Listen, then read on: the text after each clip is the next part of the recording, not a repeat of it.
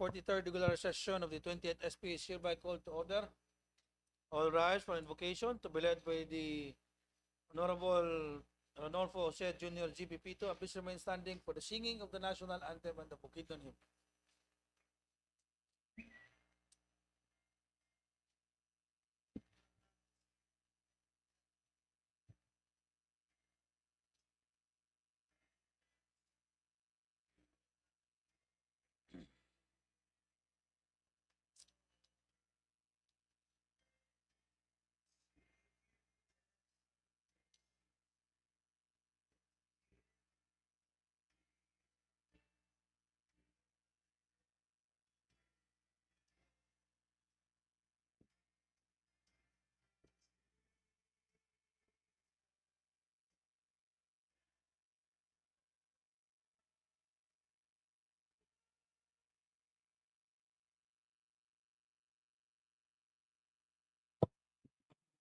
Let us put ourselves in the holy presence of the Lord. Father, Son. Amen. Dear Lord, thank you for this day. Thank you for everyone's presence for today's session. Bless our governor, our vice governor, and all the board members, staff, and all of our visitors who are here with us today. We pray that you guide us and bless us during our session as we discuss and deliberate resolutions, ordinances, and issues in order to find ways to improve the quality of service and improve the lives of our constituents. We also pray, Lord, that you watch over us as we travel safely back home to our loved ones. All these things we ask, O Lord, in the mighty name of Jesus we pray. Amen.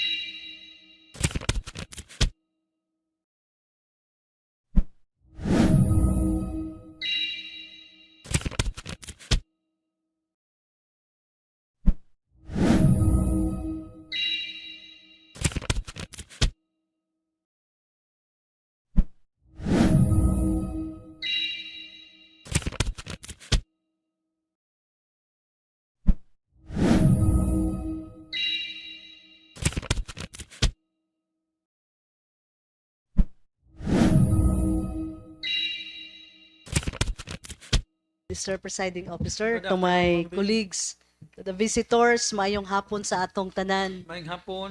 Una sa tanan, akong dako pagpasalamat sa labang makagagahom for giving me another years in my life. Actually, Vice Gob, I have 2 birthdays because I have already second life, no. Oh. Ang akong second birthday is on August 3. That was my transplant.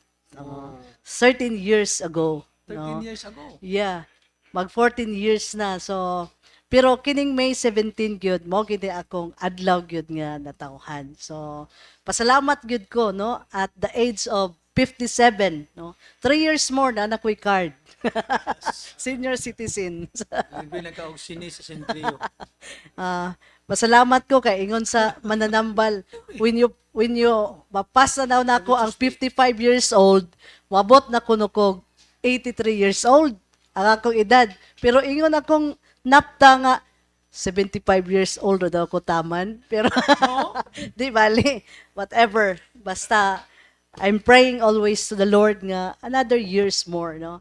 This is my 7 years, no, nag-celebrate diri sa atong SP family, no. So thank you. Then we have our simple dinner this evening. Everybody is invited, no. I prepare simple dinner lang. Daghang salamat. So from the presiding officer, happy birthday, Ma'am Bing. You truly are an inspiring public servant who champions women's rights and education. So your leadership continues to empower communities, opens doors for opportunities, and uplift countless lives through your unwavering commitment to learning and equality. May this special day bring you joy, good health, and renewed strength as you continue making a meaningful difference. So wishing you a year fulfilled with blessings, success, and fulfillment. Happy birthday, Ma'am Bing. Thank you, Vice Gov. Thank you. Majority floor, Mr. Secretary, can you please call the roll? Yes, Honorable Presiding Officer. Roll call. Provincial Vice Governor Clive D. Quino. Here. Board Member Mario Jr. B. Albarisi. Board Member Godofredo I. Balansag. Board Member Minerva C. Katsinabi. Board Member Bobby J. B. Dinlayan. Board Member Marlon Brando B. Dinlayan. Board Member Armando Jr. S. Evangelista. Absent. Board Member Jose Miguel S. Fortich. Absent. Board Member Oliver Owen L. Garcia. Board Member Ria Luis Linas. Board Member Holly C. Monsanto. Board Member Eliser S. Onahon. Board Member Joseph D. Palmada. Board Member Ranolfo Jose Jr. G. Pipito. Board Member Renato S. Sumbungan. Honorable Presiding Officer, there are 12 out of 15 members of this august body who are present inside the session hall. There is a quorum. There being a quorum, the 43rd regular session of the 20th SP is hereby in order. Majority floor leader. Yes, good afternoon, Honorable Presiding Officer. We will now proceed for the approval of the calendar of business. This also includes the minutes of the 42nd regular session. For now, Honorable Presiding Officer, we have 45 items for the first reading, 50 items for the second reading, 1 item in the question hour, 1 item under the third and final reading, and we have 5 items under the other communication. So moving for the approval to calendar of business as presented, Honorable Presiding Officer. Objections, comments? There being none, the calendar of business of the 43rd regular session is hereby approved. As to the minutes of our previous regular session, the minutes of the 42nd regular session of the 28th Sangguniang Panlalawigan, it was held at the SP Session Hall, Malabalay City on May 12, 2026. Copy of the same has been disseminated in advance. Thus, I move to dispense with the full reading of the minutes of our previous regular session. Objections, comments? There being none, the reading of the minutes of the 42nd regular session is hereby dispensed with. And Honorable Presiding Officer, I move further for the approval and adoption of the minutes of the 42nd regular session. Objections? Comments? There being none, motion is approved. Honorable Presiding Officer, we will now proceed to the first reading reference of business. May we now recognize our Secretary, Attorney Apollo Magwali, to read the first item therein. Good secretary is recognized. Go ahead, sir. Thank you, Honorable Presiding Officer. Thank you, Majority Floor Leader. First reading, reference of business, item number 1.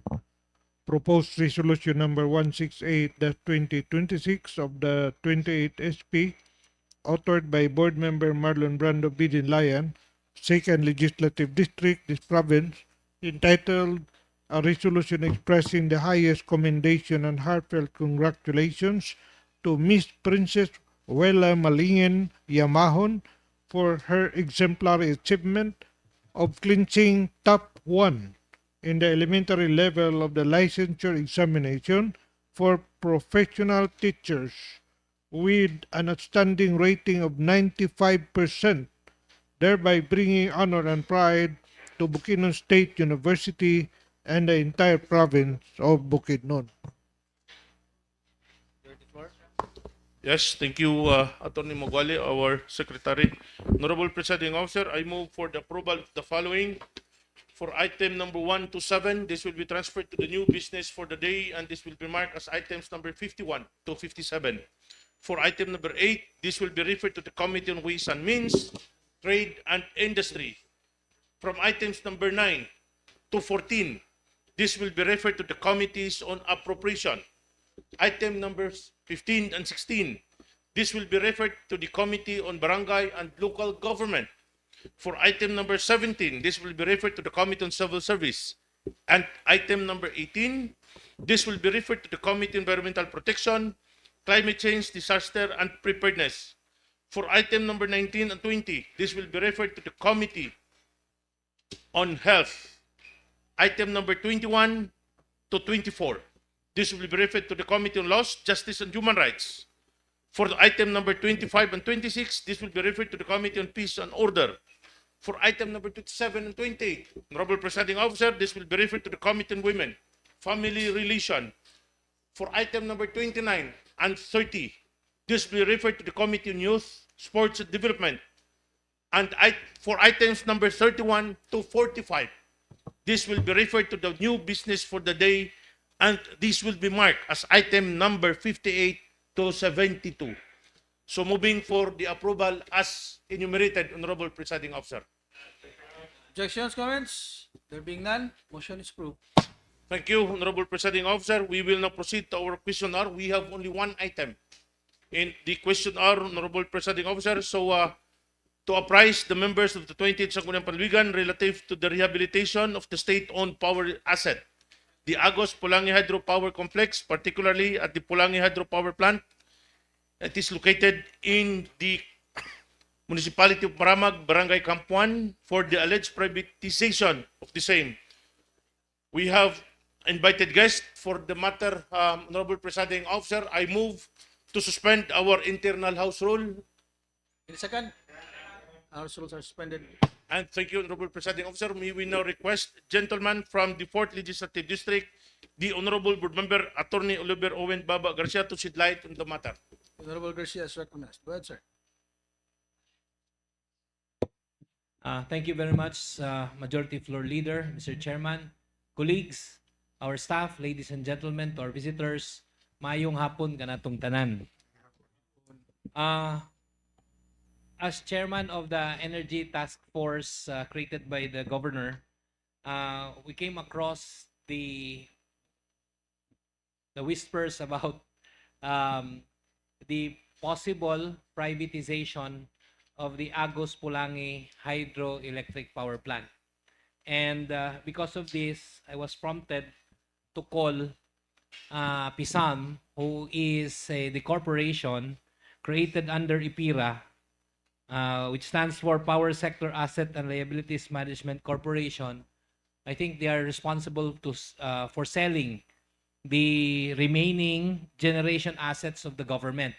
And Pulangi and Agos are remaining generating assets of the Philippine government.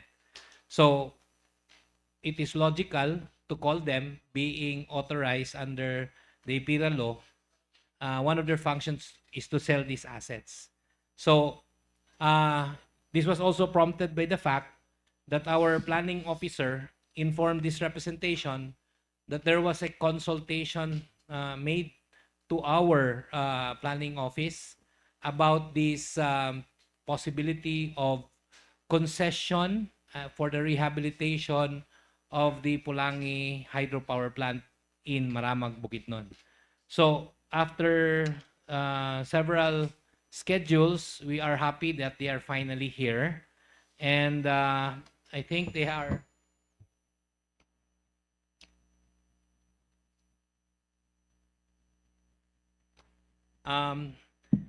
the first to arrive, and I don't know if what is the relation to Pisan, is Mrs. Oda S. Beltran, Primex Asia, Deputy Team Leader, Primex Incorporated.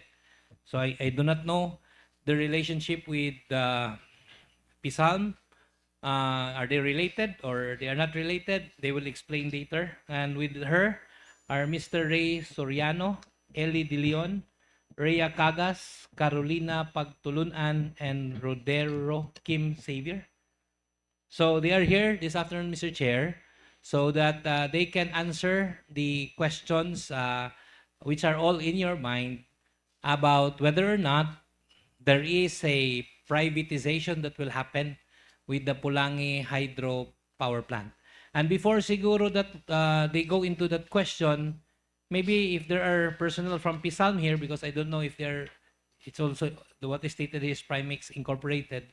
If there are personnel from PISALM, that they will explain their, as requested by the floor leader, and they will explain their duties and responsibilities as a corporation since their creation in 2001 under the IPIRA law. So with that, Mr. Chair, may we welcome whoever will be the first speaker of our resource persons this afternoon. Kindly join us in the podium and introduce yourself and inform the body if you are from Primex or you're from PISAL.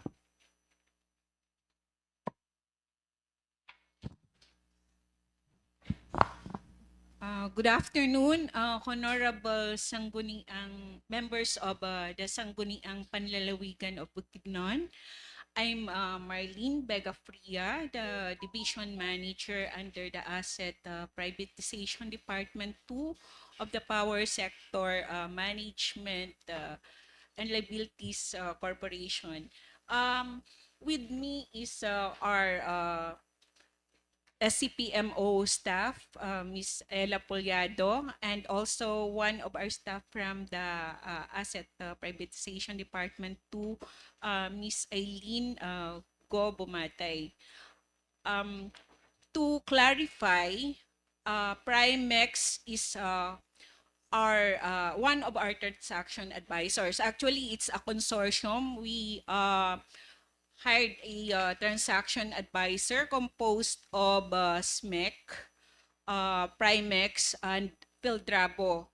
Primex is in charge of the environmental and social impact assessment, while SMEC and Pildrabo is in charge of the legal, financial, and technical aspects of the project.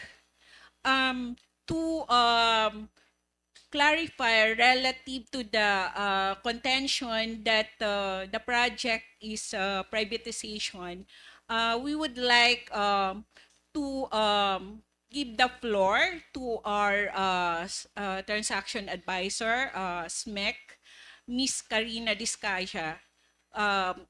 She will present the project and later on you can raise the questions if that will be okay with the honorable Sangguniang Panlalawigan. Before that, may we request Ma'am Vigafria to explain a little about the functions of PISALM, because that is being requested by the members of the board because they are not aware what is the role of PISALM in relation to NPC? What I know is you're in charge of selling the generating assets of the government. So are there other functions? Maybe you can help them understand. Okay, to clarify the functions of PISAM, sir, uh, prior to that, there's only the National Power Corporation, and the task includes generation, transmission, and distribution. So it's a monopoly. So under IPIRA, that was unbundled. So PISAM got the assets of NPC, and for Agus Pulangi, the operation as owner, but still the NPC operates the plant. So our since the asset was transferred to PISAM, also with that, we also was tasked to take charge of the debts of the National Power Corporation. So it's privatization as well as management.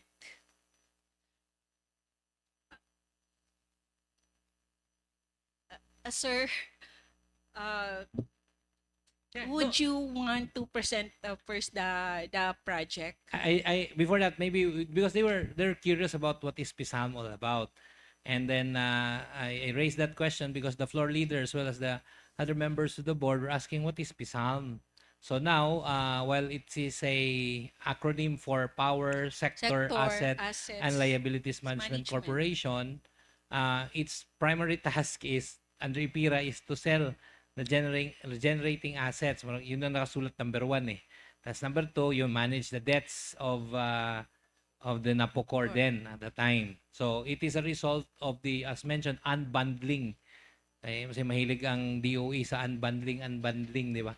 So ito naging PISALM, and you took care of the NPC still manage the operation, but the assets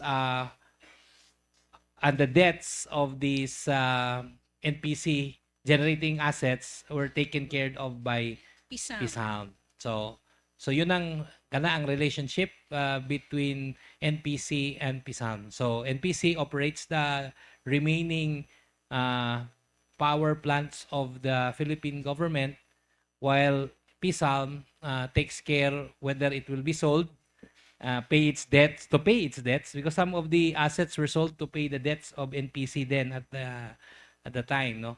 So I think yun po ang kailangan natin ma-clarify, kasi if you read the IPIRA law, isa talaga doon sa roles and functions of PISALM is to sell the generating assets of the Philippine government to private sector and whoever is interested.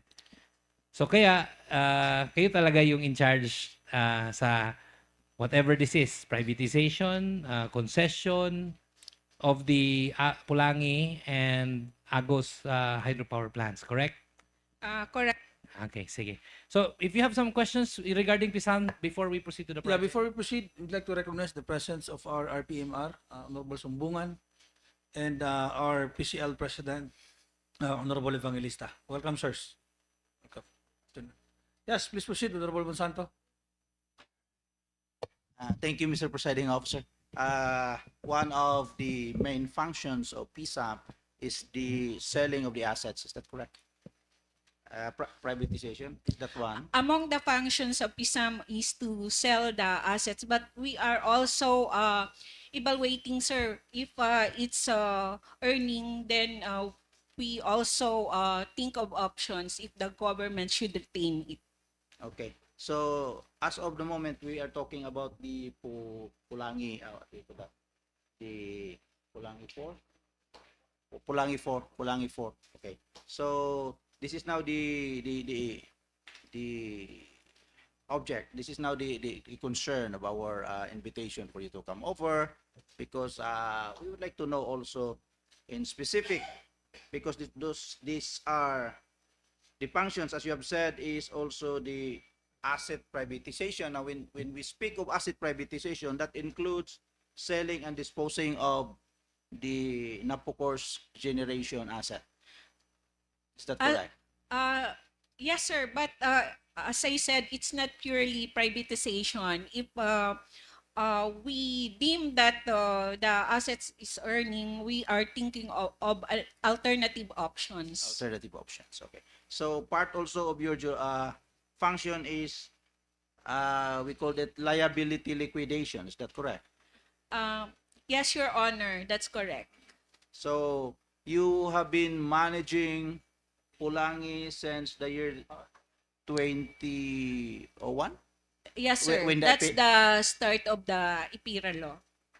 were there already liquidations made?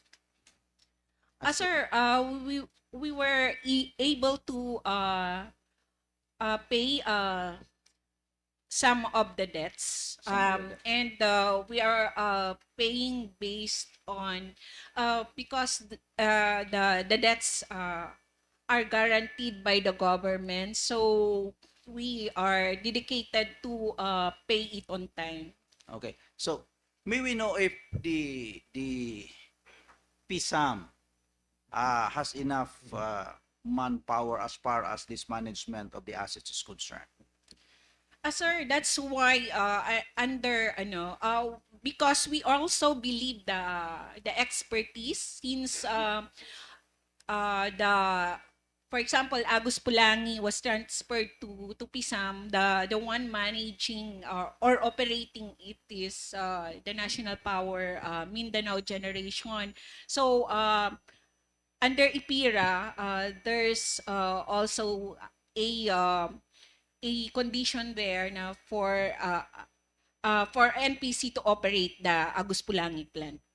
Okay. I'll just be reserving some of my questions, Mr. Presiding Officer, when the Primex and the three other conglomerates will be put for the discussion, Mr. Presiding Officer. That's all Okay, for this time. thank you, Honorable Santo. Honorable Garcia. So, Ma'am Vigafreya, with you this afternoon are the following consultants. Is it correct to call them consultants? Or Transaction advisors? advisors. Advisors, okay. Primex Asia, SMEC, and Fildrago. They're all here. There currently we have SMEC. SMEC. They are the ones in charge also of the technical aspects of the project. Okay. So So, if she's ready, if SMEC is ready, we are willing to hear what is this project all about, so that we will understand better what is this rehabilitation as mentioned in your pamphlet. yes, Your Honor, she's ready to present. Her name is Miss Karina Diskaya. Diskaya.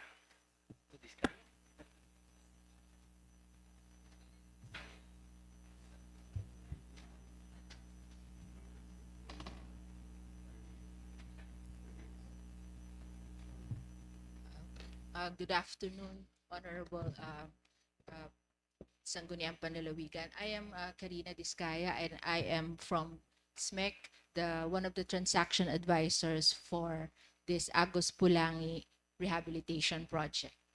So we'd like to thank you for this opportunity to present this project to you.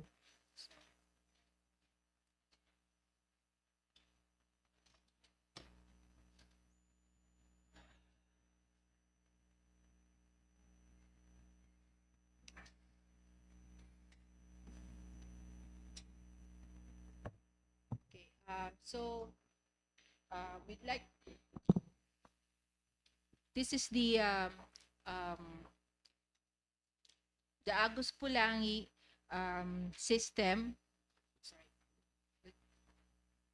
So in the context, the Agus Pulangi complex is an aging infrastructure.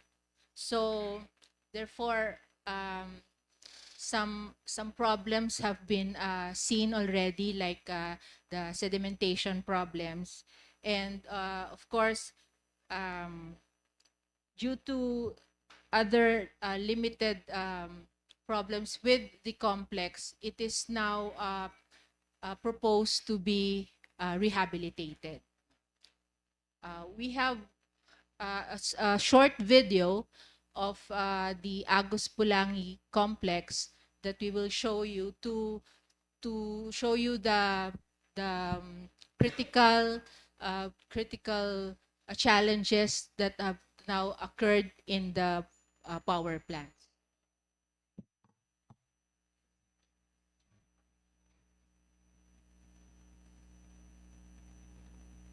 Audio.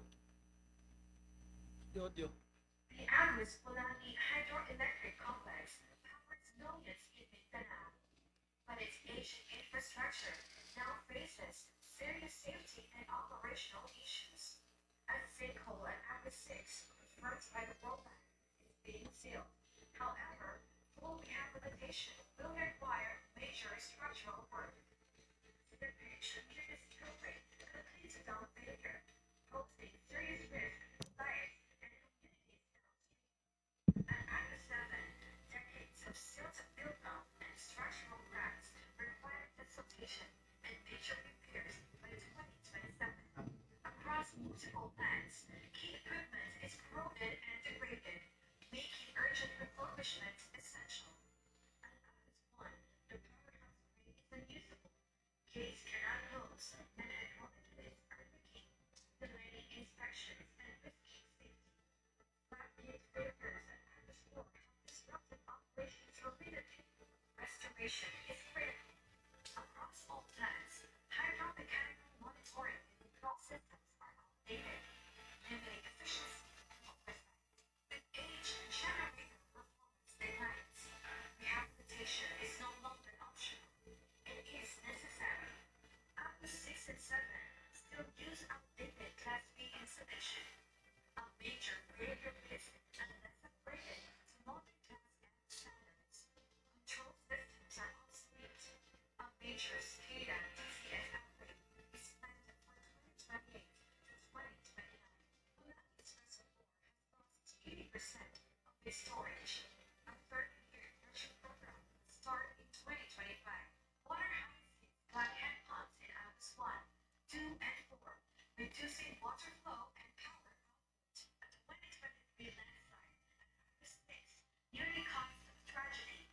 A 115 million peso project is proposed for snow protection in 2026. The system is aging. Energy demands are rising. We must act now to ensure long-term reliability and safety.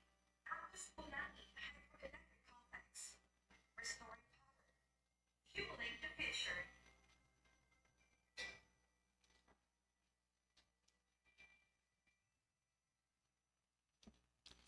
So from the video just showed, it is already we can know that the rehabilitation is already needed because of the critical operational issues in the Agus Pulangi complex.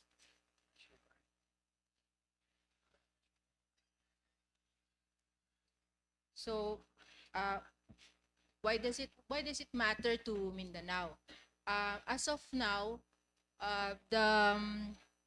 the whole complex is functioning around 50 to 60%. So it can function after rehabilitation with 1,000 megawatt of energy. No? So this 1,000 megawatt energy would help in the reliability and stability of energy in Mindanao, which would also contribute to better in the agriculture and in the industries and communities in this area. So the approach here that is proposed is a public-private partnership. No? This public-private partnership this is the core of the rehabilitation of the Agus Pulangi. It is to restore plant performance, improve efficiency and reliability, and of course, the most important is ensure that the ownership remains with the government. Now, based on the slide, we have the C, the 6 C's framework for this public-private partnership. Of course, the first C, the context. Context is that the infrastructure is already aging. And for the second C, cash, of course, the PPP structure allows us to address this without undue burden to the government. For competence, the private partners that will be with this PPP would provide advanced technology and expertise for the rehabilitation. For in terms of clock time, this will be faster because we will not be doing the traditional public procurement, which is a critical in the Mindanao's demand. For the consequence, this brings a more stable and reliable energy in the region. And for contribution, as mentioned earlier, this is a government retains ownership and oversight for this project, and the private partners together with NPC will deliver investment and operational improvements. So we would like to reiterate that this is not a sale, no? This is not privatization. This is, we have to emphasize that this partnership is not a privatization. The government will retain its ownership, and the private partners will finance and implement the rehabilitation together with NPC. So, more importantly, the benefits that we can get from this rehabilitation is in terms of energy security, economics, and environment. Of course, energy, we will have a more reliable and stable energy, which would help the economy of Mindanao. And of course, this is environmentally speaking, this is a clean hydropower project, which will reduce our dependence on fossil fuels. So, in terms of community and safeguards, we will want to make sure that all the stakeholders of this rehabilitation are consulted. Primex have conducted several consultations with different LGUs that along this Agus Pulangi project, and that Primex would be conducting a full environmental and social impact assessment for this rehabilitation. And if there is need for an FPIC, that will also be complied with. What we would like to emphasize here is that stakeholders are part of this stakeholders engagement as part of this rehabilitation process. So the NPC staff. Now the NPC staff, since they are the ones that have been operated this for a long time, they will be the ones it will be ensured that there is a fair transition for the NPC employees. Um, there will be other opportunities for employment and skills development for those that will be with this rehabilitation project.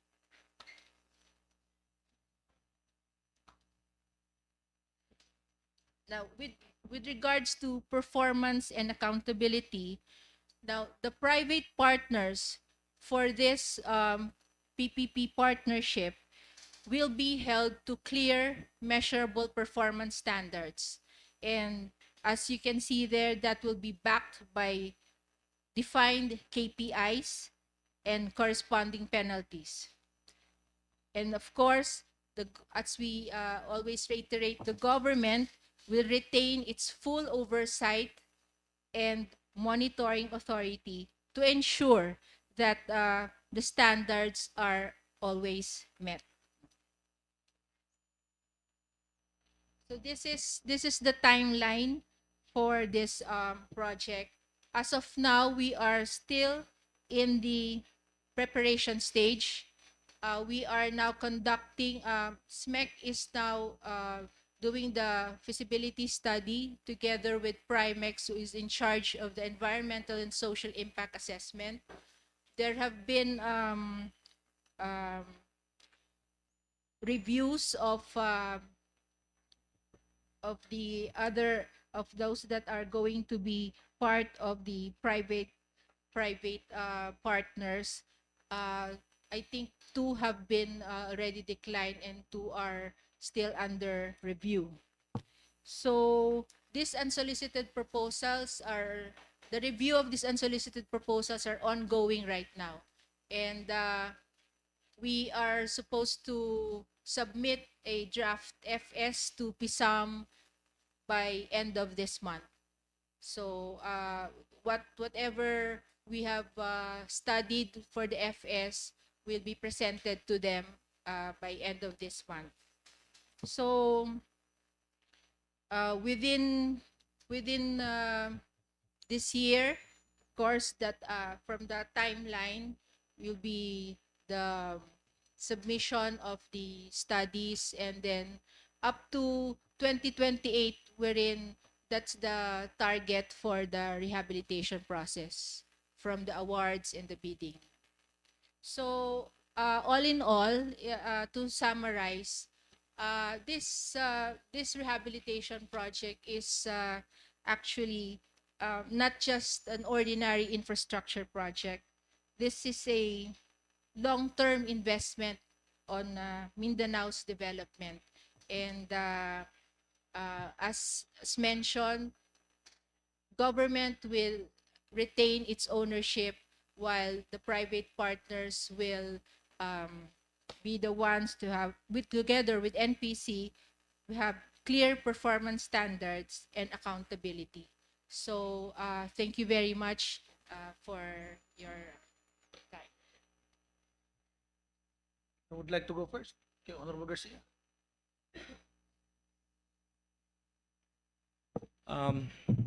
The presentation is nice, but if we say no, then we will be responsible for the blackouts of Mindanao. And that is the essence of the presentation. Now, may I ask first, SMEC, as advisor, when was your services hired by PISAM? Your Honor, we started the study last December. So you were hired in December of last year. Yes, Okay. 2020. So what is your contract? How long will your contract be? Actually, this is I think 3 years. This is 3-year contract. I'm sorry, sir. I'm not privy to some of the negotiations because I'm just part of the team, no. But These are all for transparency, huh? Yes, We're yes. just asking Yes, okay. because there are some questions on trust Yes, yes. spread understand, all sir. over the country. Now, may I ask who's the owner of SMEC? Actually, SMEC is a Snowy Mountain Engineering Corporation. Snowy Mountain. Yes, no, this is owned now by the Surbana Jurong Group, based in Singapore. So Singaporean? Is it registered in Singapore as a corporation or Actually, here in the Philippines? We are actually, the Surbana Jurong Group has SMEC Philippines is part of that group. So we are SMEC Philippines, but the mother company is Surbana Jurong. Sorbana Jerome of Singapore. So who are the Filipino partners? When you say actually, I'm not privy to the. But we know that our laws do not allow 100% Yes, ownership yes, of this kind, except for a few corporations, right? yes, yes. So there are Filipino partners, Of course, but sir. you are not aware who they Yes. are. I'm Okay. sorry, sir. They are not Aboitis? No, sir. Okay, No, sir. thank you. May I ask if you in your study, ma'am, can in your study, how old is Pulangi Hydropower 4 and how old is the Agos complex? Actually, sir, for we have not yet for the feasibility study. That is what we are studying right now. The study has not been finalized yet, so I think So the studies are not yet finalized, and Yes. yet you mentioned earlier that there is already evaluation of the unsolicited Yes. proposals. So how did they arrive at these proposals if you don't even have a study yet? There are already even timelines. Yes. Yeah.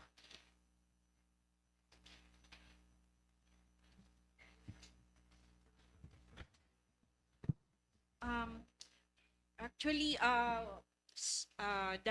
consortium, sir, or transaction advisor went through the procurement process, and then for what she mentioned, Miss Karina mentioned, um, we are evaluating the unsolicited proposal because under the PPP code, we should entertain all proposals. Yep. But again, these unsolicited proposals, I understand there are 3. Correct me if I'm wrong. Sir, it's 4. 4. But yes, it's an ongoing evaluation. We already rejected 2, and 2 are Remaining. ongoing. Okay. Yes. So, And after the evaluation, if there are successful, if there is a successful unsolicited proposal, it will go through another process. It will be challenged. yeah, the Swiss challenge that they call it, right? Yes, sir, Because that's correct. also, Ms. Diskaya said this will not be undergo the public bidding as required under our procurement laws, but maybe through these proposals and the Swiss challenge eventually. Yes, sir. And for this project, sir, the PPP Center is also involved. Yeah. I'm just wondering if companies are already submitting proposals, they have, I think, studied it ahead than Pisan. Because, if I am a corporation, I present a study to you, I will not just grab it from thin air. I could have solicited already the advice of my advisors to study it and submit the proposal to the Philippine government through PISALM. Because, these are not just 1 peso events, no, or costs. These are billions of pesos ang cost nito. So, no corporation in his right mind would interest to partner with the Philippine government to rehab this system if they had not done their homework. Sir, there are previous studies. Actually, to quote with, there is a prior study by the World Bank. But if we have pushed through, that study was commissioned by the National Power Corporation, by the way, at the time. But if that push through, it will be a loan by the government to World Bank. So this study, when did this happen? Prior Um, to the time of Pisang? uh, no, sir. That's 2018. 2018. 2018. Okay. So if that was pushed through, it will be a loan from Yes, World sir. Bank. It will be a loan. But as you know, PISAM previously has a life of 25 years. So it was supposed to end by June 2026. But it was extended to another 10 years. And if we engage in a loan, um, it will impact, of course, the cost of power, because the life is only 10 years. So if you spread that in 10 years, The it higher will the be, cost. yes, it will Okay. be higher. Understand that, ma'am. So you did not follow that because you wanted the cost to not balloon as much as paying it in 10 years, because I saw a little figure there after operations plus 25 years. Would that be the concession that you are giving to the private partner of the government? Sir, for now, the period has not been firmed up, because it depends on what will be successful. So it might be 25 years, 30 years. Depends on the negotiation. Yes. Okay, let me go back to my first question. How old is Pulangi 4? And how old are these Agos complexes? Sir, Agos complex. it was commissioned in various years. So Agus Pulangi was commissioned in 1985 and 1986. Okay. So from that period, 1980, pila na? Actually, sir, I'm correcting that. That's for Pulangi only. Pulangi. But I asked only about Pulangi. that's for Pulangi only. Okay. They are Agus 1, 2, 4, 5, 6, 7 various years din po.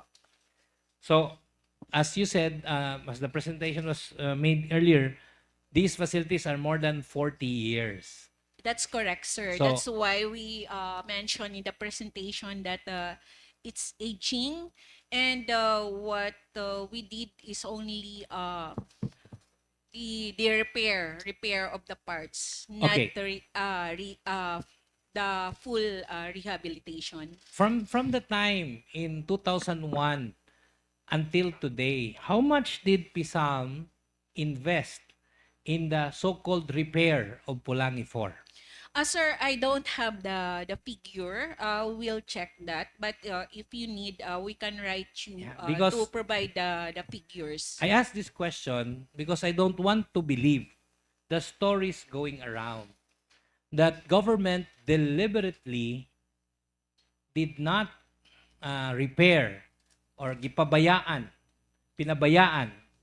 ang generation assets na ito so that it will be sold at a cheaper price. Sir, that's not correct po. Ah. There's some That's why I'm- repair that happened. That's why I would ask you, being from PISALM and had management over Palpulangi 4 and NPC's operations, how much investment in repairs did PISALM do in the last how many years that you were in Since existence? 2001. 1 year. Sir, I don't have the figures, but we can provide that if you Yeah. require us. Yeah, because that will again tell us that, well, if this, by the way, again, if that's expenditures, may I know how much is the income of Pulangi 4 from 2001 to the present?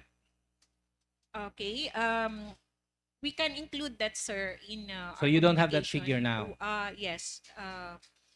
And how much debts did you pay for Pulangi 4? I know, inutang ni President Marcos yan Senior before.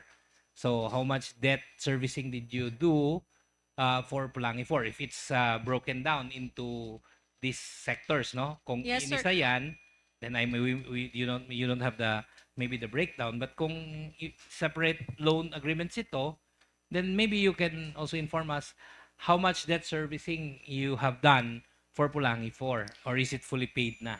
Okay, sir, we'll include that in our letter in Yeah. response to that question. Because we don't want to believe the stories, although we are seeing the fact that we have not seen for the longest time any repair or rehabilitation of Pulangi 4.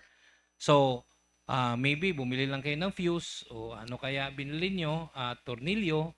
Actually, sir, there's one I understand. They changed the excitation system part of the plant. So there are parts of the plant that was By the way, are before replaced. I am Attorney Garcia, I'm from Valencia City, Bukidnon. We are the most flooded city in this part of the country because the reservoir of Pulangi 4 is already full of silt. And the water goes back to the city of Valencia. That's why when it rains very hard, many parts of the city goes down in flooding, no? Because of the thanks to the flood control for the moment, naayos yung mga problematic areas. But you have seen, I know you have seen the situation of Pulangi 4. Parang naging hindi na siya lake kundi rancho na kasi marami ng baka doon sa gitna dahil puro na lupa. So, ito yung crucial na gusto namin malaman so that we would know if indeed PSALM did its best but then hindi pa rin kaya kaya kailangan natin ng tulong ng private sector in the billions of pesos.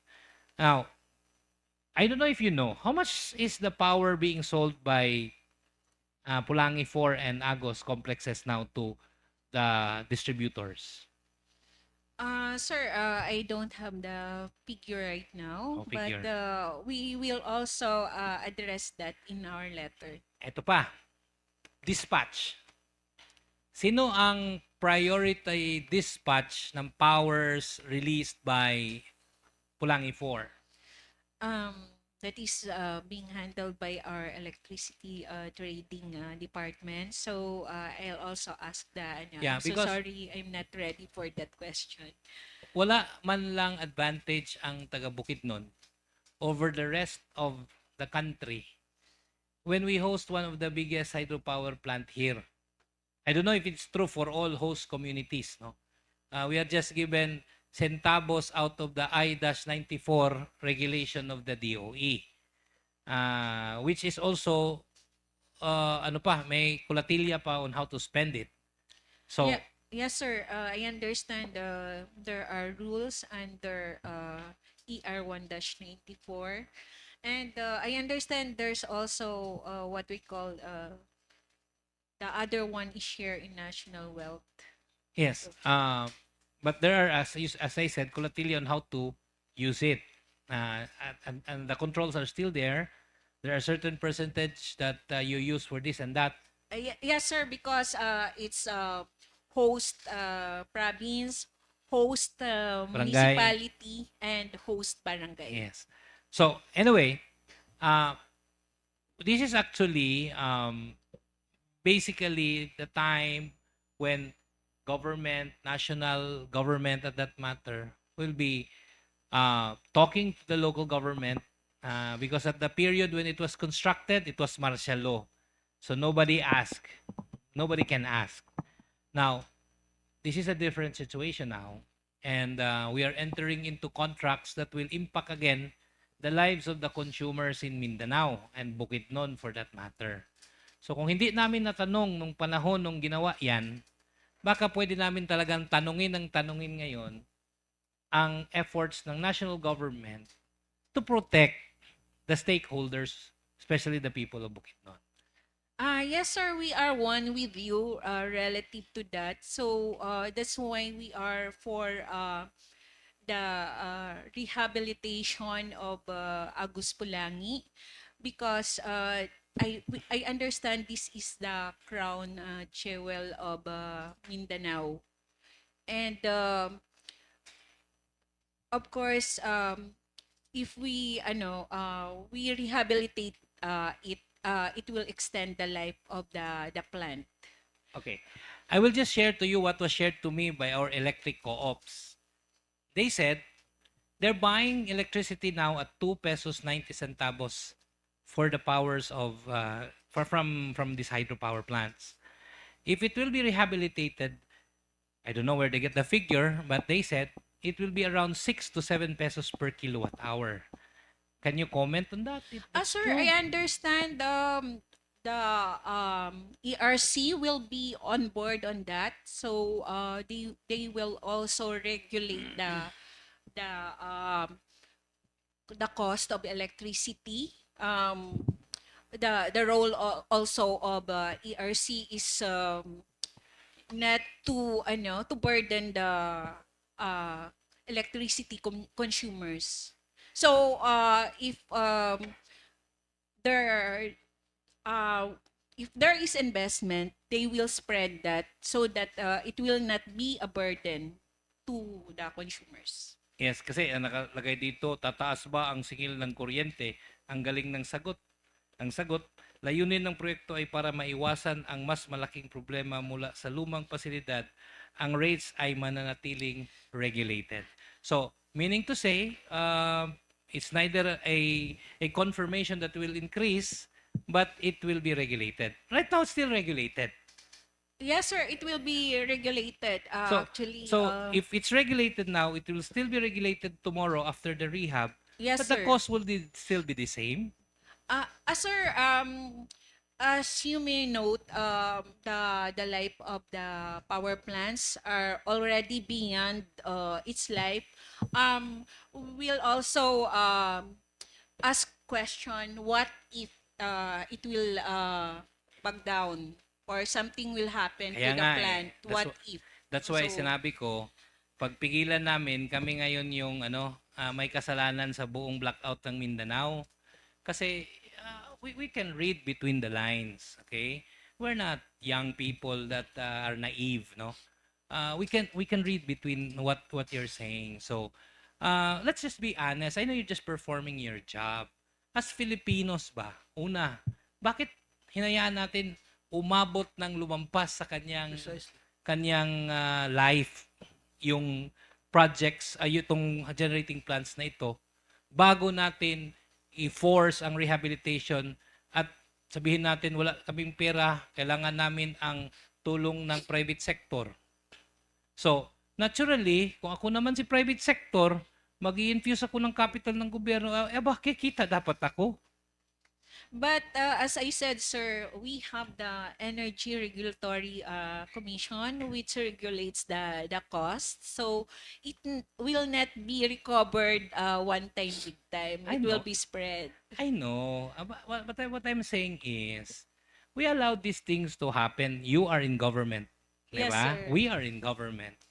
And kayo nandyan, I don't know, you don't call the shots, you don't decide. Pero kung siguro ikaw ang tatanungin, noon pa ni-rehab mo na ito.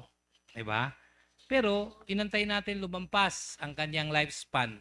Kasi the intention siguro dati, ay correct me again if I'm wrong, ibebenta ng mura kasi lampas na sa time niya, 50% na lang ang capacity niya from the installed capacity, so mura na lang bibilhin ng private sector. Sir, that one is there was efforts actually to rehab it. As you may note, there is a World Bank study in 2018. 2019, but considering that it will be a loan from them, we reconsidered, and I understand the government is also making its best to temper yung cost sa electricity consumers. Yeah, I don't know if it's a good timing for you to present all this at this point in time when everybody's questioning their electricity bill. Although generation lang naman yung napupunta sa generating plants. Yes, sir, But then that's kung titingnan correct. mo, pati nga yung loss, systems loss, may VAT. Ay, ba't pa? So anyway, so this is how IPIRA treated the Filipino consumer. I will tell you frankly, I was with Senator in 1997 when the IPIRA was being, what do you call it, drafted. I was with Senator Enrile at the time. So, it was a different time then kasi mayroon tayong mga blackouts, problema ang electricity ng Pilipinas. So, nagawa yung IPIRA. Yes, sir. That was in That was the 1990s, yes. we understand. That was the context. And then, so ipinasa. So, naging maraming private na separate generation, distribution, transmission. And over time, it worked. But then, I think, na ano naman, na outlive na yung usefulness niya. Siguro, it's about time that law should also be amended to reflect the situation at this present time in our history. So, ako ma'am, as long as ito lahat ng questions is for transparency. Dahil we don't want to have fake information unless government give us the wrong information. Kailangan ito ng mga tao dito sa Bukidnon. Dahil maingay na si Iligan. Alam nyo yan. Yes, sir. We understand, and there's a fora this coming Friday for Yeah. Iligan. Kaya minabuti na namin na tawagin kayo ahead of time bago pa, kasi alam ko may kumakalap na ng signature against the project, no? Dito sa Bukidnon. So, at least kami, mga officials ng provincial government, alam namin directly from you because we don't want these things to be done in whispers. Yun lang, parang kasing kukonsultahin lang, pupuntahan ng planning office. Nung nalaman ko, bakit ikaw kinukonsulta, kami hindi? Okay. We're conducting the ESHA, sir. Actually, all host communities are covered. So, we're covering also yung provincial, municipal, and the host barangays. So you should act faster because kung ganyan ang lakad ng gobyerno, maunahan kayo talaga ng mga negatives. 'Di ba? Yes, sir. Oh, We understand. So kami ngayon at least hindi pa kami masyadong negative, nakikinig pa kami sa inyo. So we afforded you time to be here. So Mr. Chair, I think if there are some other members who want to ask questions, I think I consumed a lot of time already. Okay, thank you, Honorable Garcia. Honorable Monsanto? Thank Mr. you, Presiding sir. Officer, this is just a follow-up as to the questions of Honorable Garcia as to why it takes so long for you to recommend the rehabilitation. Almost mag-end na ang lifespan ng dam natin, di ba? 25 years, more or less. Sir, actually there are several efforts for the rehab. I cannot answer the past administration, so why is not pushed through. So I hope that for this one we can already implement. If we will start, because we are still on the planning, on the feasibility study stage, di ba? Yes, sir, that's So correct. we are not yet on the period that we will start with the rehabilitation. Yes, sir. But meron ng sinabi kanina na meron ng timeline sa Sir, we have the timeline, but there was a instruction from the Department of Energy yesterday to fast track. the fast track. Yes, sir. Pero hindi pa tapos yung feasibility. Sir, we're the initial feasibility study will be out by end of May. By end of May. Yes, sir. We have not yet started anything there to let us say to address yung mga urgent talaga na kailangang i-repair na natin at this moment. Sir, the repair as presented earlier will start in at most 2027. 2027. Yes, sir. We're the presentation the earlier presentation says it will be 2028, but there's a marching order yesterday from the Department of Energy to fast track. So at most 2027. But we don't have yet the budget. How much will it cost for the rehabilitation? Sir, the evaluation currently is ongoing. It's So ongoing. we're evaluating the proposals, unsolicited proposals. Okay. And as soon as we can come up with the proposed budget for the entire rehabilitation, we will still be looking for sources. Sir, the budget will come from the Private sector. Private sector. Private sector, meaning Yes, to sir. say Because it's a public-private partnership. public-private partnership. So, how are we going to pay the private sector? Sir, the private sector will be in charge of operating the plant. So, meaning to say, But the ownership remains with the government. so in other words, Napocor will be out. Sir, no. We recognize the importance of the national Mindanao generation. So as earlier presented, their expertise will be retained. But you have said that it will be the private sector who will be taking over the Sir, management. for the management, not the operation, yung management lang, sir. Because But the people there in Mengen yes, will because still be utilized. because I am talking on the issue on how are we going to pay the private sector on the cost of the rehabilitation. That's the question. Your answer is the private sector will be taking over the management. So meaning to say they will be taking all the incomes.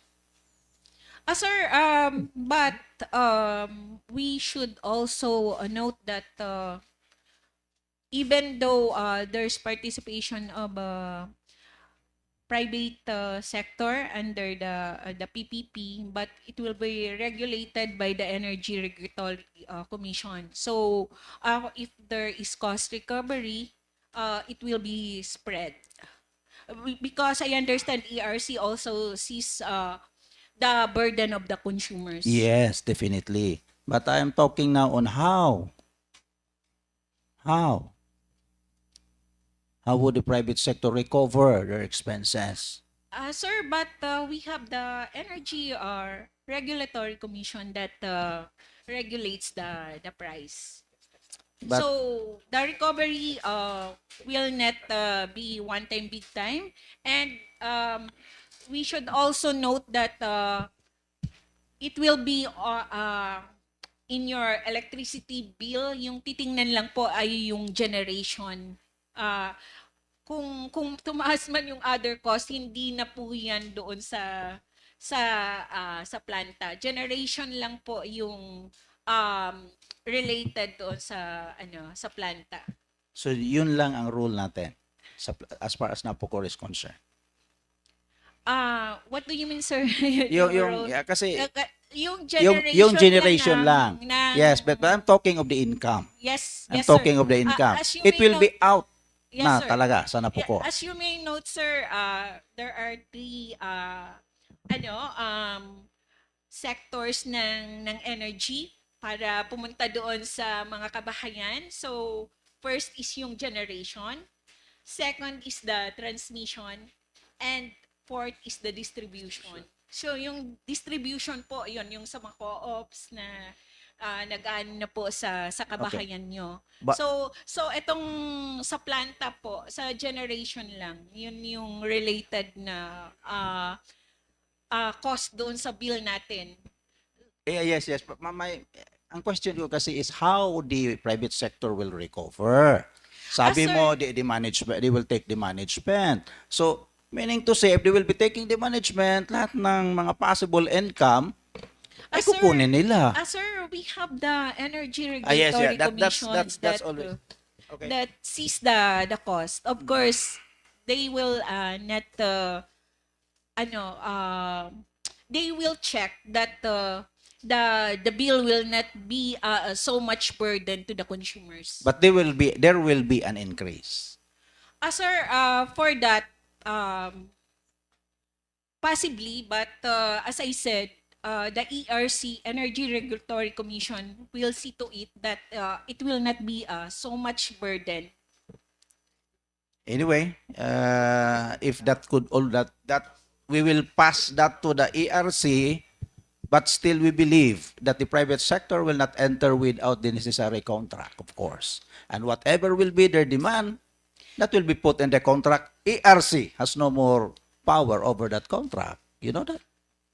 Sir, I'm not so privy, but there are, I understand there are power plants also in Mindanao. So, there is a competitive selection process din po. So, tinitingnan din po ng ERC kung sino yung mag-o-offer ng least cost.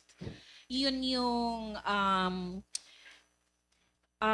pinipili rin nila for the consumer. So, regulated. So, yung private sector din naman na portion ng PPP, sir, will not so much burden the consumers because they cannot enter into a contract pag masyadong mataas po yung offer nila. So we are having that regulated. Yes, sir. Regulated. If it will be increased by 10 pesos, still regulated.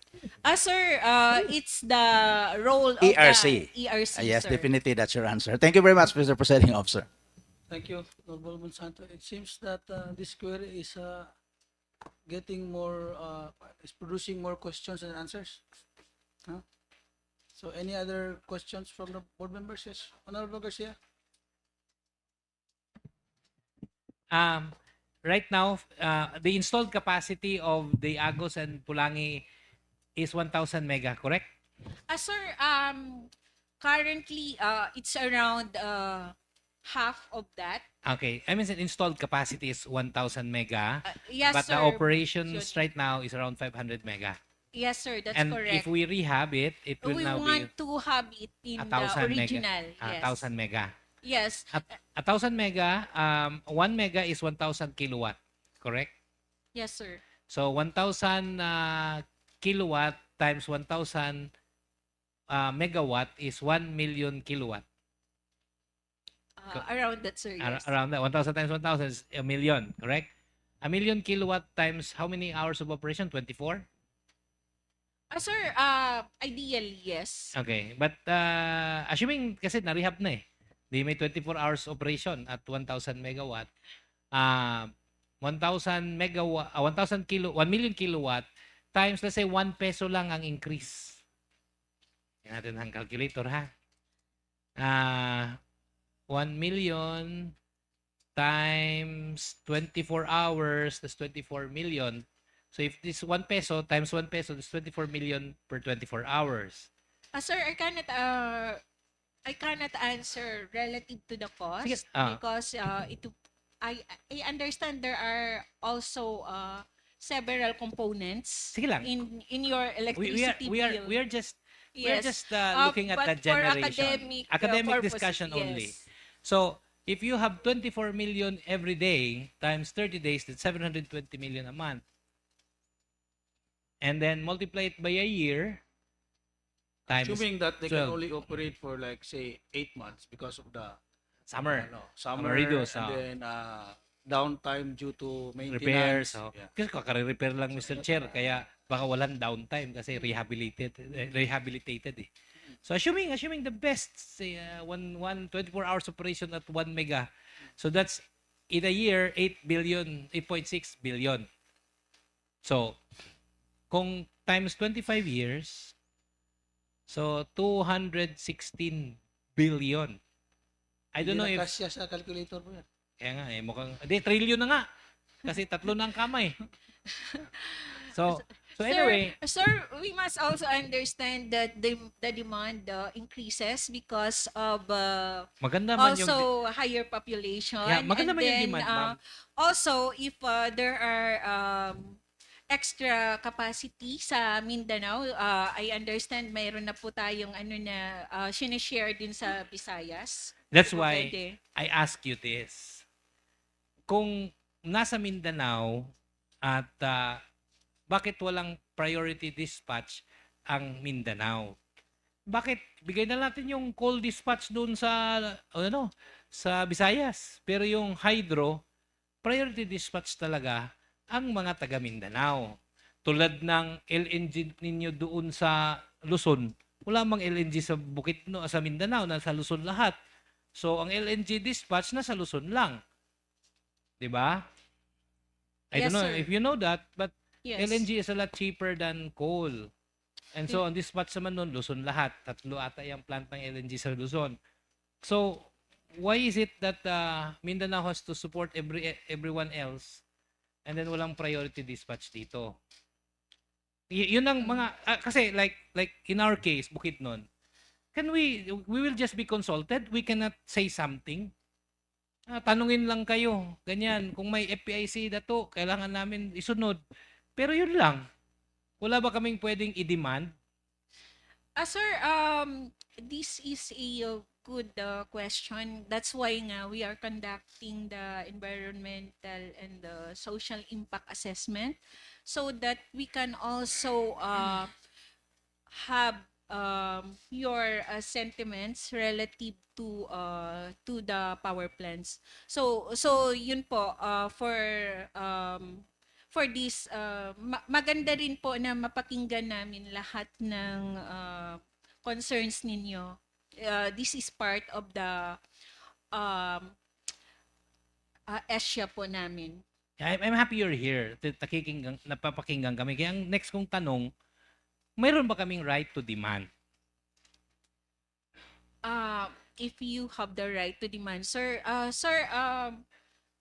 since I understand yung Agus Pulangi naman, sir, Mindanao pa lang yung sinusupport niya. And yung Visayas po, kung may extra kayong capacity na pwedeng i-share. But for now, I understand purely Mindanao rin po yung gumagamit. That's why nga we want to have it rehabilitated because yung mga businesses, I understand nagbo-boom din po yung mga businesses dito sa Mindanao. So the Exactly. demand will be higher. Exactly. In Bukidnon,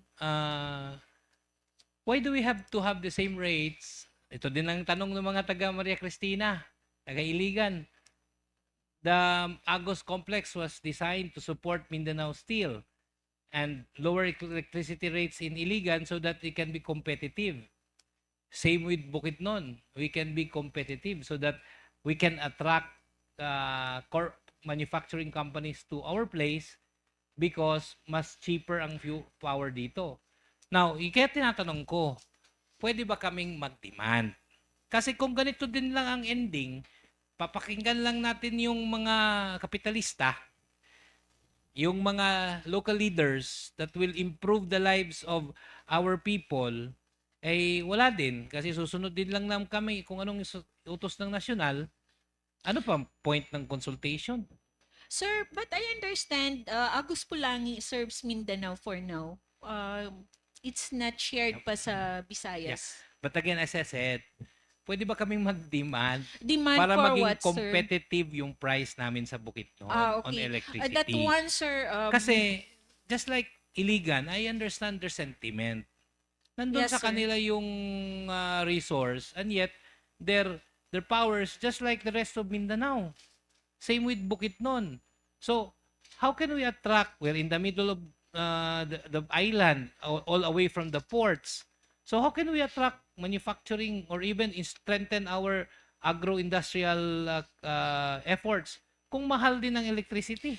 Sir, I cannot answer for that because, as you know, there are components for your electricity bill. For the rehabilitation, it's only for generation, but there's also transmission cost and distribution cost. Oo, sige. Actually, yun ata ginawa ng IPIRA para mahirap makipag-negotiate. Ba? Ayun nga, we want to ask this because we cannot ask this at the time martial law was enforced. So, yan. Can we as host communities demand for some changes like yung power rates? Can we be given preferential power rates being host communities so we can improve our huwag ka na mag-alala sa transmission kasi lapit-lapit lang naman eh. Nandyan lang yung Pulangi Puro, tapos kung ibaba sa co-op namin, nandyan lang din lang sila. Lapit I lang. understand, sir, there are also components because, of course, they are repairing, they are investing for So- transmission lines. Lahat ng for- sinasabi mo So, is there are evasive. components din po. So, ERC can answer that. I Yeah, cannot answer. evasive si Pisal, meaning to say, hindi namin pag-uusapan yung gusto niyong mga demands. Sir, you can actually in our brochure there's an email there. You can write us formally, send us because this is for also Sige. this is good for academic purposes din, sir, because we know the sentiments of the people here. Okay, at least you open that door. Otherwise, kasi kanina parang, kasi si may mga component kasi. No, sir. Ngayon, at least maka-email na kami. Yes, sir, you can Aming email. request. You can air your sentiments. There's an ESHA team email sa brochure. Yun naman You ang gusto na marinig Yes, ng mga leaders. Ma'am, so- hindi yung parang ikaw na rin ang nagdi-defend dun sa ganyan. Oh sir, yes, your comments, your requests are all welcome. Now, hindi na tayo nagtagal kung pwede naman pala mag-email. Okay, sir. Okay. Yes, sir. You can raise your Salamat po. recommendations po.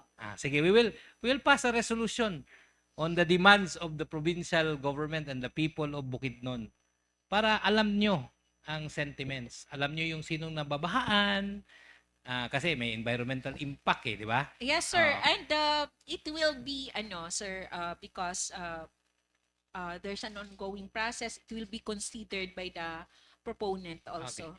So, first, I would like to thank you as attend kayo today kasi at least nawala sa isip ko yun that you're doing this in whispers, no? Kwento-kwento lang dun sa tabi. Kapag nandyan si Mayor lang kausapin natin. So at least now, this is recorded, this is live, everybody, all the people are watching. So I hope the other remaining consultations na gagawin nyo under the program will still be open to the public. Kasi nagkakatraction lang yung mga kontra pag ganyan ang situation. Kinakausap nyo lang yung mga planning officer, sila lang kausapin nyo. At least now, this is now public, no? Because it's recorded. You came here and as mentioned by the presiding officer, it generated a lot of questions. Marami pa yung nasa isip niya. More than answers. More than answers. So we will collate all the questions siguro because we still have a session to do and we'll just raise it to you. And then, okay ba kayong matawag ulit? Sir, we're open po. Actually, sir, aside from this, we are also conducting our transaction advisor will also conduct household surveys. There are also KIIs. So all of the channels so that we can solicit the opinions, recommendations of the host communities. Yeah. We would appreciate, ma'am, Are, if you can announce this to welcome the public that there will be house-to-house na consultation, may questionnaire ba ang Yes, gagawin sir. kayo Yes. so that the people will be aware at saka yung mga may comment o they will be ready on what particular date and time. Baka naman pupunta ng tanghali o yung mga tao na sa trabaho. Alam ko naman yung survey, ma'am, kasi ginagawa din namin yan sa politika. So, pag tanghali pupunta. Sir, our transaction advisor, the in charge of ESHA, Primex, is here. So they will take note of that request. Sige. Pwede early morning o kaya late afternoon. Should we consult the local government, sir? Yes. When we conduct the Yes. household surveys? You should. And not You just should. if I may not just household, mas okay yung yung talagang public hearing.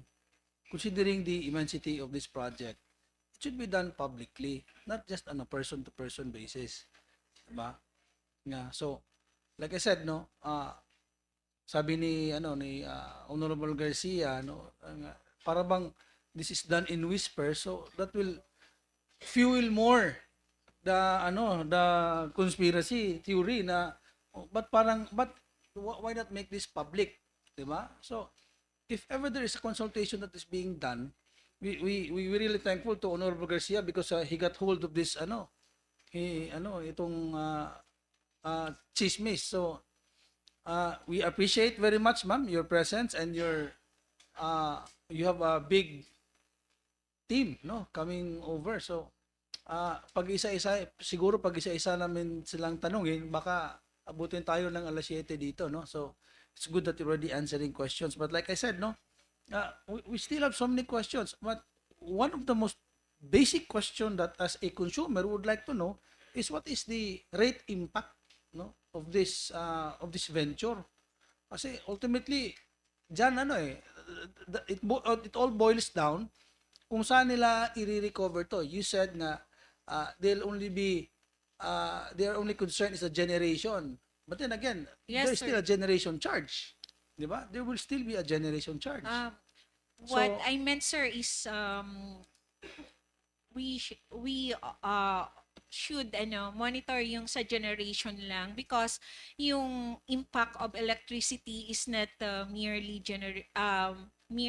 generation, but there are transmission and distribution. So they might associate the increase, overall increase to the generation. So the consumers should watch out yung generation po kung may significant na increase doon. That's for the power plant. But Ma'am, quite Oh, frankly, oh. it should not be the job of the consumers, but it should be the job of the government employees such as you and me. And yes, sir, noted di ba? po. Nabantayan yan. Yes, sir. Di ba? Hindi yung Yes. mabulaga na lang yung one day na pagising ng biglang may increase na 3 or 5 pesos sa ko. Saan to kinuha? Rehab ng Pulangi power plant. Oh, di ba? So hindi dapat, it should not be the job of the IPERA law was created to protect the consumers. Yes, not the sir. interests That's of, why we have the capitalists. Energy Regulatory Commission po. They are the balancing agency po. Anyway, this will not be the first, no? For sure. For sure. So, I do hope that you will consider the suggestion of the Honorable Garcia that we make this open to the public, no? We would like to hear the more, especially the effect on the rates, no? Effect on the rates. Because if it is true that there will be a 5 or 7 peso rate increase, then that will spell disaster, no, to the various industries here in the province of Bukidnon. Di ba? So again, no, the Pulangi is supposed to benefit the province of Bukidnon, but then it will turn out to be a big burden to the people of Bukidnon. So we will not allow that. We will not allow that. Of course, sir, the government is also for the people po na to ensure na regulated po yung cost niya. As I said, that's why we have the Energy Regulatory Commission. They are the ones ensuring that the electricity consumers will not have a higher cost of electricity. I understand, sir, mas higher pa nga yung sa Luzon kaysa sa inyo dito.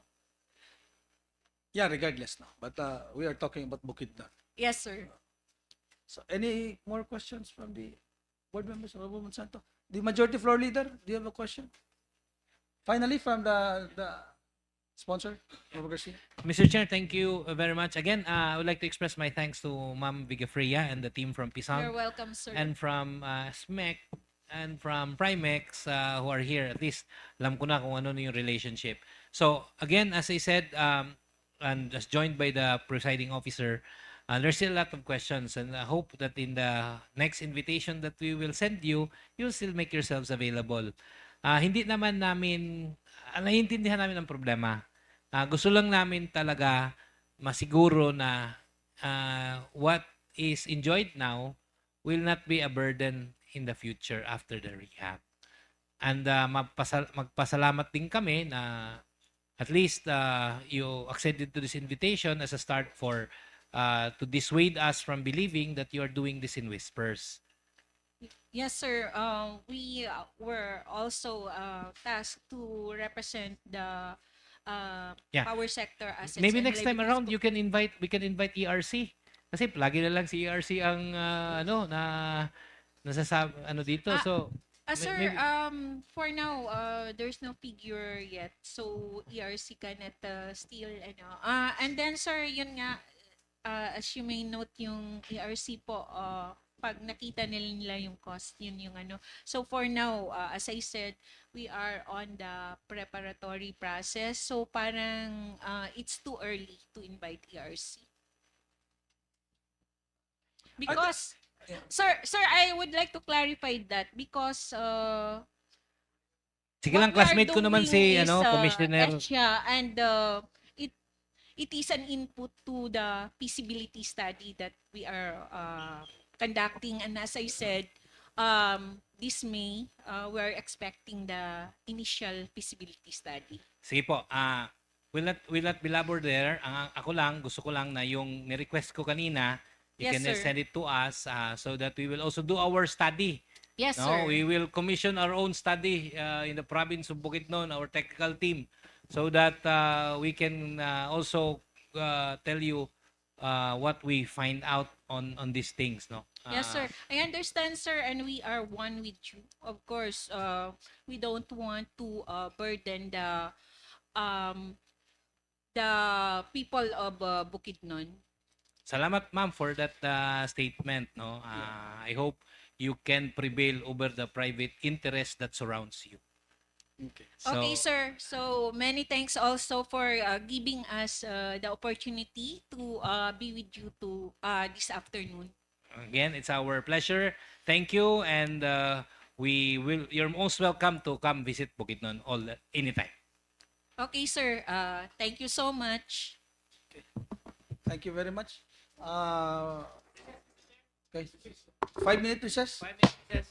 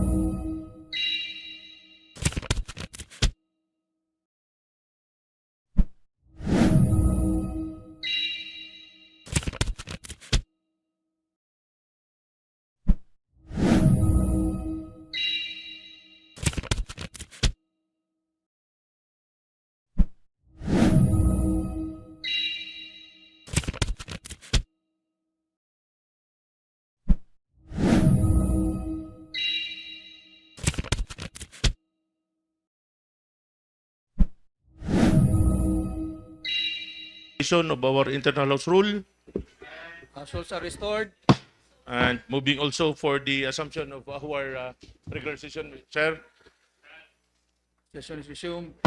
Honorable Presiding Officer, we will now proceed to the second reading and business for the day because we have no item under the finished business. So for item 1 to 5, may we now recognize our ex officio member, Honorable Presiding Officer, the Honorable Board Member Godofredo Balansag, for these 5 items. Honorable Balansag is recognized. Go ahead, sir. Thank you, Mr. Presiding Officer. Thank you, Majority Floor. Mayong hapon sa tanan.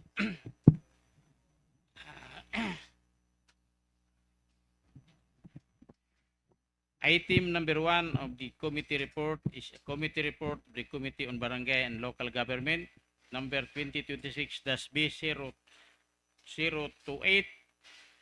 The Committee on Barangay and Local Government, which was referred Ordinance number 29-0-2026, series of 2026, approved on April 28, 2026 of the Sangguniang Bayan of Cabanglasan, Bukidnon, entitled An Ordinance Recognizing and Awarding Outstanding Taxpayers in the Municipality of Cabanglasan, Bukidnon. To consider the same and hereby submit the findings, comments, and recommendation. Findings: the committee finds that ordinance to be beneficial and consistent with the policy of promoting accountability, civic responsibility, and economic participation among taxpayers within the municipality. The measure seeks to recognize individuals and business establishments that faithfully comply with their tax obligation, thereby encouraging voluntarily compliance and strengthening local revenue generation.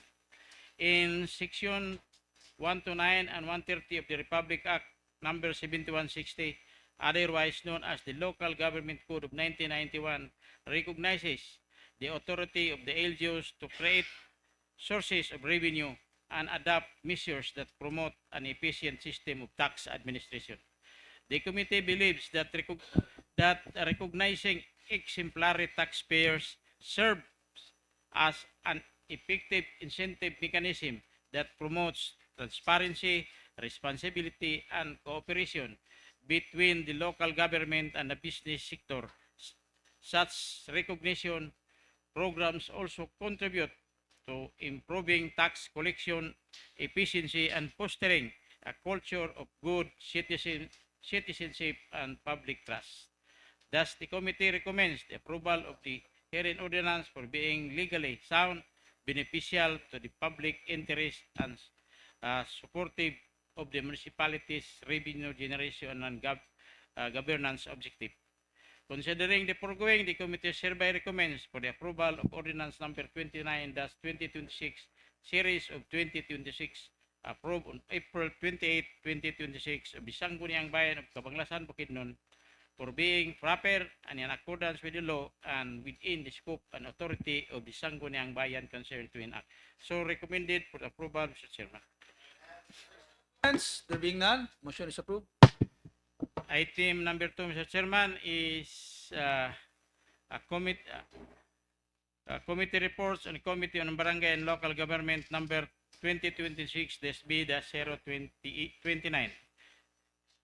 The Committee on Barangay and Local Government, to which was referred Executive Order MBOP number 01-126, dated January 6, 2026, from the Office of the Municipal Mayor of Don Carlos, Bukidnon, entitled An Order Creating the Seal of Good Local Governance SDLG Committee and updating the composition of its technical working group in the municipality of Don Carlos, have considered the same and hereby submits the findings, comments, and recommendation. Findings: the committee finds the issuance of executive order necessary and responsive to continuing efforts of the municipality to strengthen good governance, accountability, transparency, and effective public service delivery.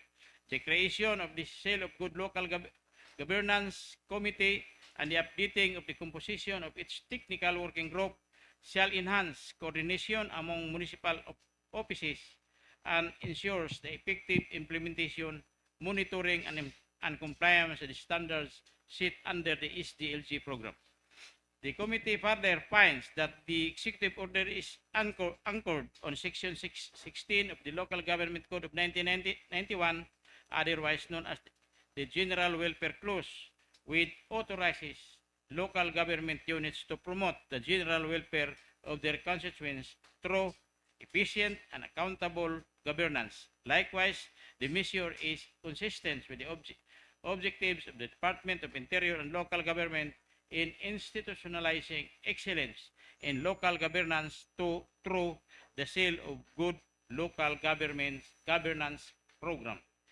The committee believes that establishing a functional and updated SDLG committee and technical working group will further improve inter-offices collaboration, policy implementation, and the municipality's preparedness in meeting governance assessment standards in the areas of financial administration, disaster preparedness and social protection, environmental management, peace and order, and other governmental indicators. Thus, the committee interposes no objection and recommends the adoption and support the herein executive order to being in accord with law, public policy, and municipalities' commitment to effective and responsive local governance.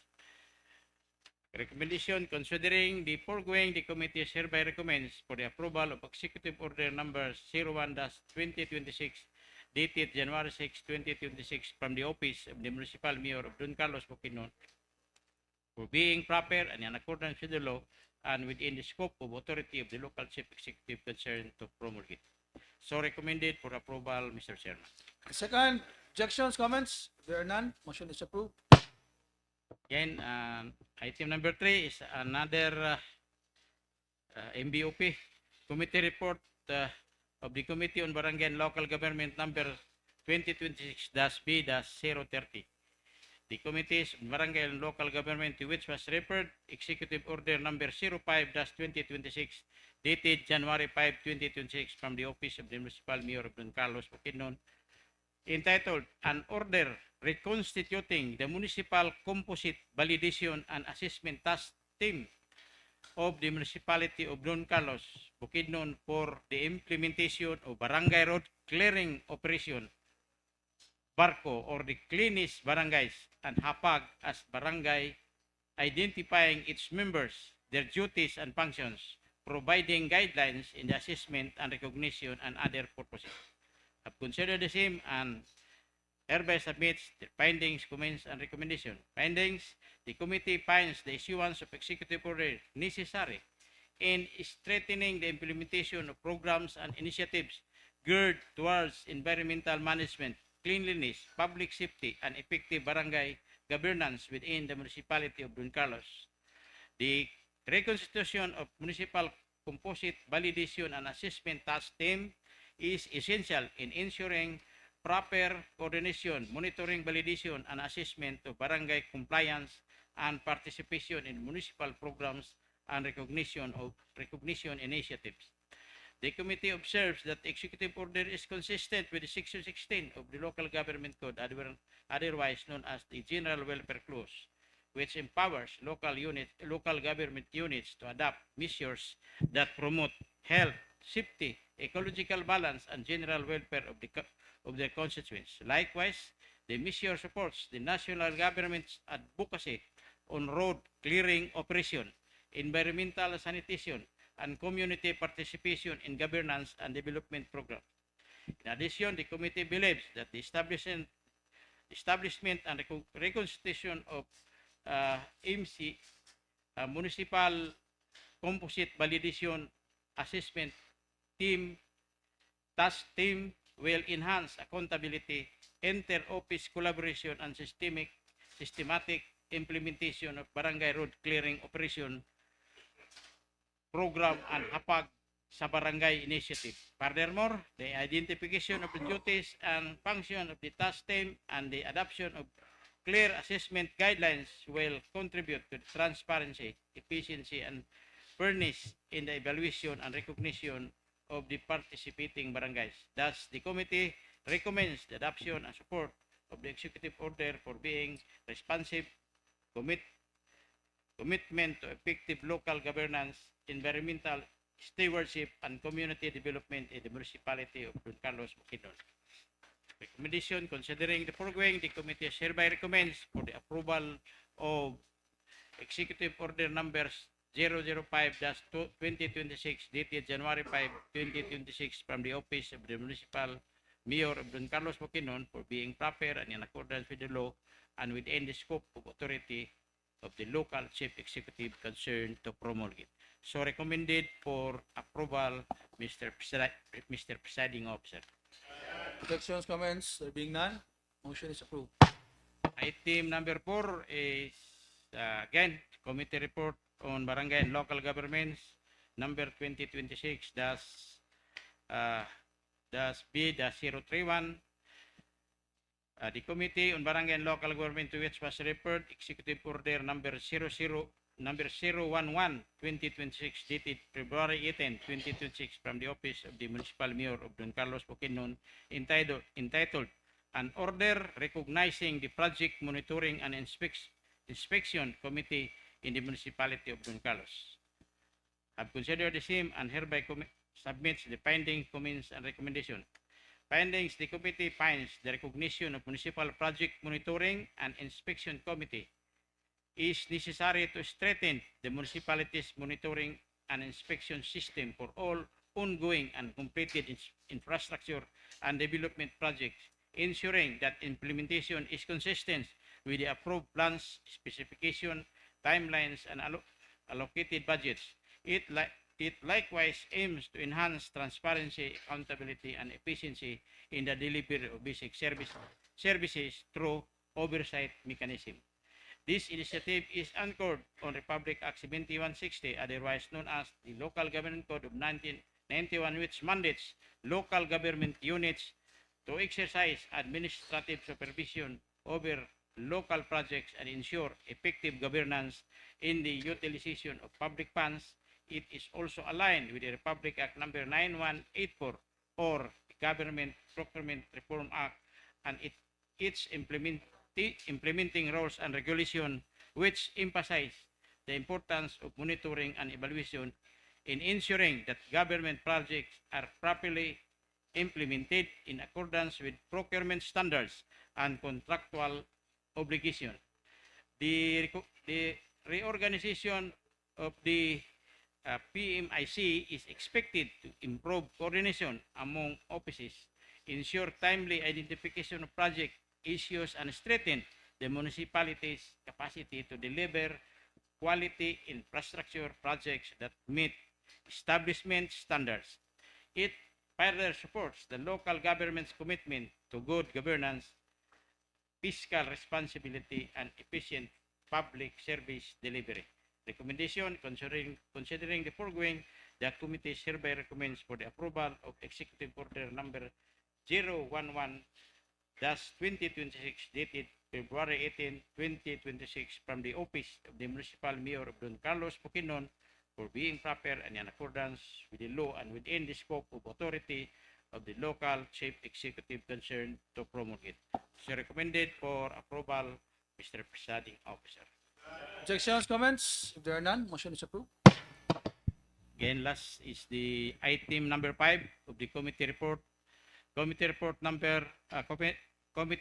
the Committee on Barangay and Local Government number 2026-B-032.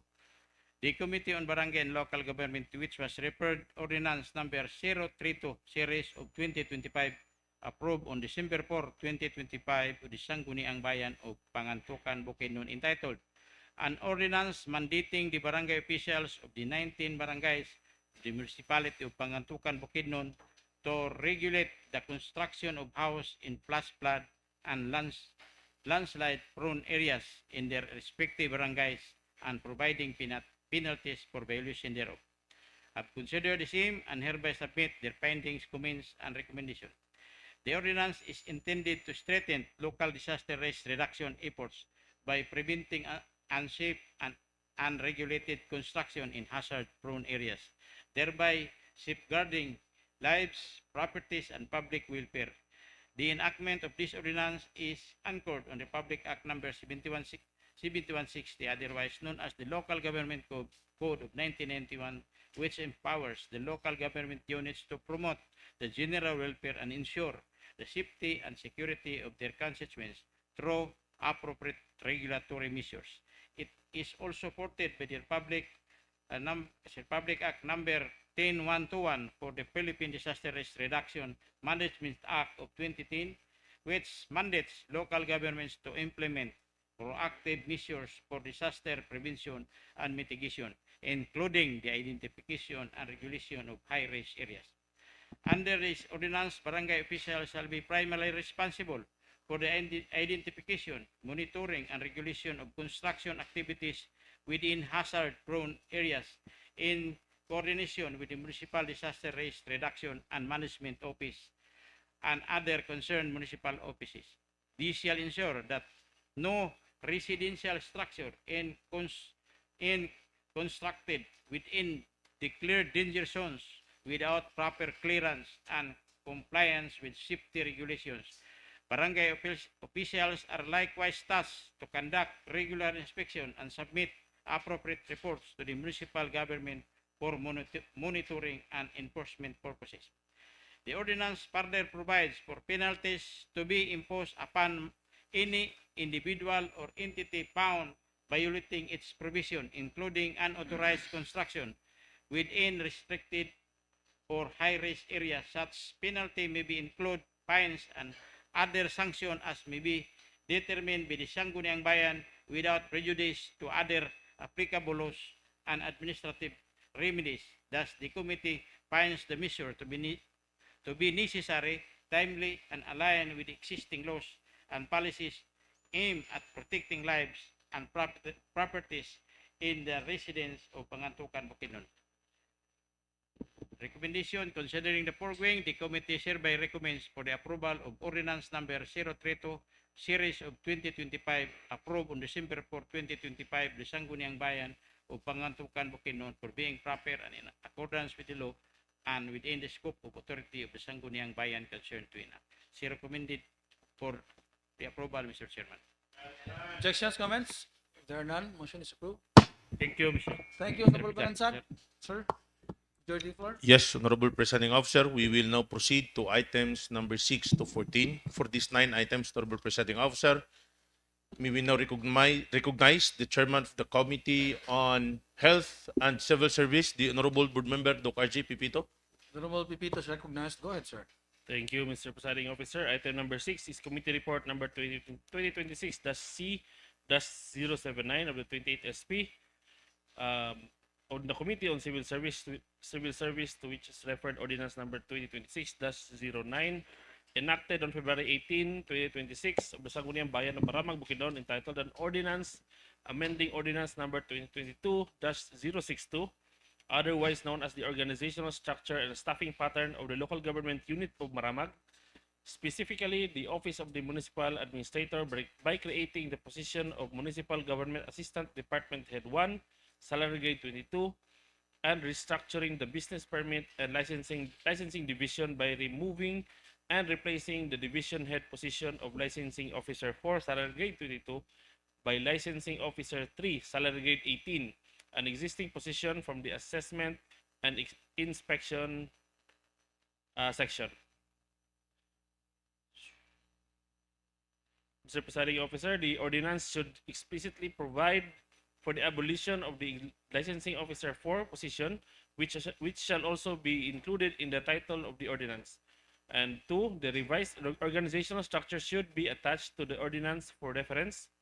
3, the attached chart is not an organizational chart but a position chart and should be labeled accordingly. 4, administrative support section should be changed to Administrative Support Services section, and organizational structure may be presented as follows.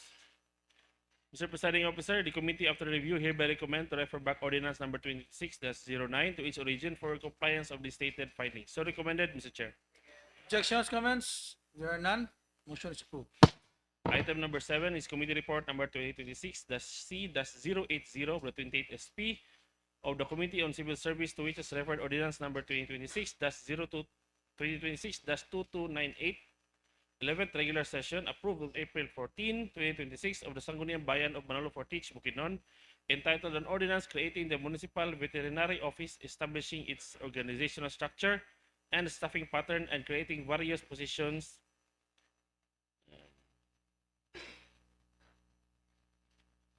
Okay. Mr. Presiding Officer, the findings and comments. First, the organizational structure should be finalized prior to the preparation of the position chart and staffing pattern to ensure the proper alignment of functions and position. Next, the placement of the Municipal Government Assistant Department Head and the Administrative Division should be aligned with the organizational structure presented above.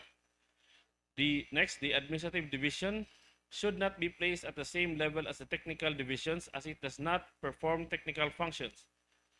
Next, Administrative Division may be renamed to Administrative Support Services Section or Division. And next is the Municipal Government Department Head 1, Municipal Veterinarian, and Municipal Government Assistant Department Head 1. Position title should be changed to Municipal Government Assistant Department Head 1, Municipal Veterinarian, and Municipal Government Assistant Department Head 1, respectively, per CSC Memorandum Circular Number 12, Series of 2022, Annex A-3 and D-2. Next, there is an inconsistency on salary grade of Livestock Inspector 2 in the staffing pattern and position chart, which should be reviewed. And the organizational structure may be presented as follows.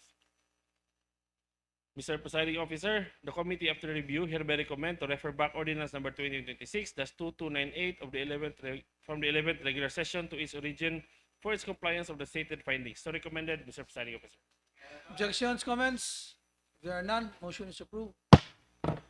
Item number 8 from the committee is a committee report number 2026-H-071 of the 28th SP of the Committee on Health, and committee report number 2026-IP-017 of the 28th SP of the Committee on Indigenous Cultural Communities, Indigenous People, to which is referred ordinance number 13-2026, series of 2026, approved on April 6, 2026 of the Sangguniang Bayan of Cabanglasan, Bukidnon, entitled an ordinance establishing a Balay Bataanan Indigenous Maternal and Childbirth Center intended for indigenous women in the municipality of Cabanglasan, Bukidnon, providing guidelines for its operation, funding, and for other purposes. Mr. Presiding Officer, the committee recognized that the subject ordinance is anchored on Section 16 of RA 7160, otherwise known as the Local Government Code of 1991, which mandates that every local government unit shall exercise the powers expressly granted, those necessary implied therefrom, as well as powers necessary, appropriate, or incidental for its efficient and effective governance, and those which are essential to the promotion of the general welfare. And the Republic Act number 8371, also known as the Indigenous Peoples' Rights Act of 1997, or IPRA, which mandates the state to recognize, protect, and promote the rights of indigenous cultural communities or indigenous peoples, or ICC's IPs. The committees also found that the ordinance conforms to DOH NCIP DILG Joint Memorandum Circular number 2013-01, which encourages the establishment of culture-sensitive birthing facilities that allow traditional rituals and incorporate native materials, ensuring that birthing centers in IP areas align with local culture. Further, the committees advised the local government of Cabanglasan to ensure the ordinance is harmonized with existing national laws, policies, and establish standards on maternal and neonatal health care to uphold safety, health, and well-being of mothers and newborns, and to guarantee the delivery of quality, accessible, and responsive healthcare services in accordance with applicable public health regulations. Mr. Presiding Officer, the committees, after review, hereby recommend for the approval of ordinance number 13-2026, series of 2026, approved on April 6, 2026, of the Sangguniang Bayan of Cabanglasan, Bukidnon, for being proper, in order, and within the competence of the Sangguniang Bayan concerned to pass. So recommended, Mr. Chair. Any second? Objections? Comments? Brief comment from the chair. Query lang. What is the salient feature of that birthing home compared to the birthing homes that are non-indigenous? When you said that they will be using what was that? Special materials or what? How is that I believe- different from the birthing homes? I mean, what is the salient feature? Traditional I birth, think traditional way of birthing, I think siguro traditional way. makonsol itong IPMR, Mr. Chair. Okay. Pero more traditional way of delivering. Huh? Yeah, but remember, mananabangs are no longer allowed under the current laws of DOH. In fact, it is being discouraged nga kanang mga anak sa balay. Yeah. Diba? Kinahanglan dito na gid sa birthing home. So anyway, But- it's just out of curiosity. I mean, like, But I think this is still will be regulated by the it's still regulated by Yeah. DOH. Okay. So it being properly and duly seconded, the motion is approved. Next item is item number 9. Committee report number 2026. Sorry. Item number 9. Committee report number 2026-H-072 of the 28th SP of the Committee on Health, to which is referred ordinance number 28 2020 series of 2026, approved on April 28, 2026 of the Sangguniang Bayan of Cabanglasan, Bukidnon, entitled an ordinance establishing local slaughterhouse sanitation and biosecurity standards in the municipality of Cabanglasan, providing penalties for violations and for other purposes. Mr. Presiding Officer, the committee recognizes that the subject ordinance is anchored on Section 16 of RA 7160, otherwise known as the Local Government Code of 1991, which mandates that every local government unit shall exercise the powers expressly granted, those necessary implied therefrom, as well as powers necessary, appropriate, or incidental for its efficient and effective governance, and those which are essential to the promotion of the general welfare. The ordinance also conforms to Republic Act number 10536, also known as the Meat Inspection Code of the Philippines, which strengthened the country's meat inspection system, ensuring the safety and quality of meat and meat products for human consumption. Mr. Presiding Officer, the committee, after review, hereby recommend for the approval of Ordinance Number 28-2026, Series of 2026, from the Sangguniang Bayan of Cabanglasan, Bukidnon, for being proper in order and within the competence of the Sangguniang Bayan concerned to pass. So recommended, Mr. Presiding Officer. Objections, comments? If there are none, motion is approved. For items number 10 to 13, Mr. Presiding Officer, this is subject for an omnibus motion. Item number 10 is Committee Report number 2026-H-036 of the 28th SP of the Committee on Health, to which is referred Executive Order MVOP 010-2026 from the Office of the Municipal Mayor of Don Carlos, Bukidnon, entitled an order creating the Adolescent Health and Development Team of the Municipality of Don Carlos, Bukidnon, defining its functions and for other purposes. Item number 11 is Committee Report number 2026-H-0774 from the Committee on Health, to which is referred Executive Order MVOP 014-2026 from dated February 23, 2026 from the Office of the Municipal Mayor of Don Carlos, Bukidnon, entitled an order directing all barangay water system operators to implement standardized water quality maintenance measures pursuant to applicable laws and national drinking water standards for the general welfare of the people of Don Carlos. Item number 12 is Committee Report number 2026-H-075 of the Committee on Health, to which is referred Executive Order MVOP 018-2026, dated April 13, 2026 from the Office of the Municipal Mayor of Don Carlos, Bukidnon, entitled an order reconstituting the Municipal Nutrition Committee in the Municipality of Don Carlos, Bukidnon. And item number 13 is Committee Report number 2026-H-076 of the 28th SP from the Committee on Health, to which is referred Executive Order MVOP 020-2026, dated April 20, 2026 of the Office of the Municipal Mayor of Don Carlos, Bukidnon, entitled an order reconstituting the Municipal Nutrition Cluster in emergency and integrating its nutritional functions to the Municipal Health Emergency Management as substructure of the Municipal Disaster Coordinating Council.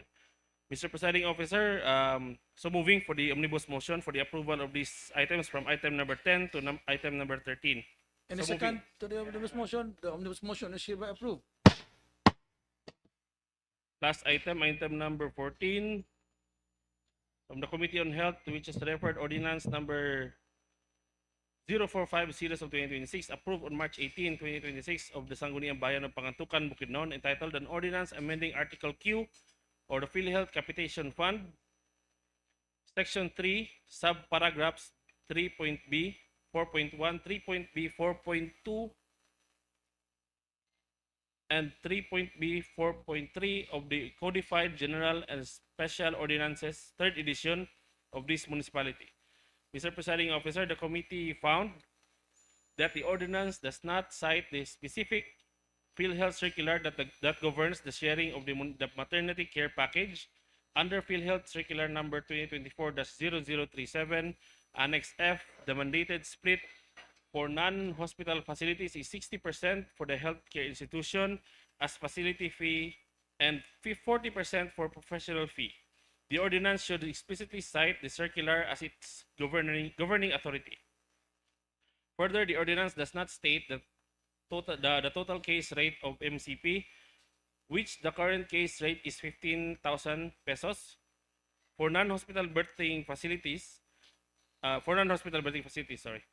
table includes MHO 19% and other staff does not include barangay health workers or trained helots who are often involved in maternity care, referrals, and deliveries under national policies. Furthermore, the ordinance provides the designated personnel sharing table of 40 for the 40% PF pool, but the total percentage in table sums it to only 40%. This suggests the table represents the distribution of the 40% PF pool, not additional percentages.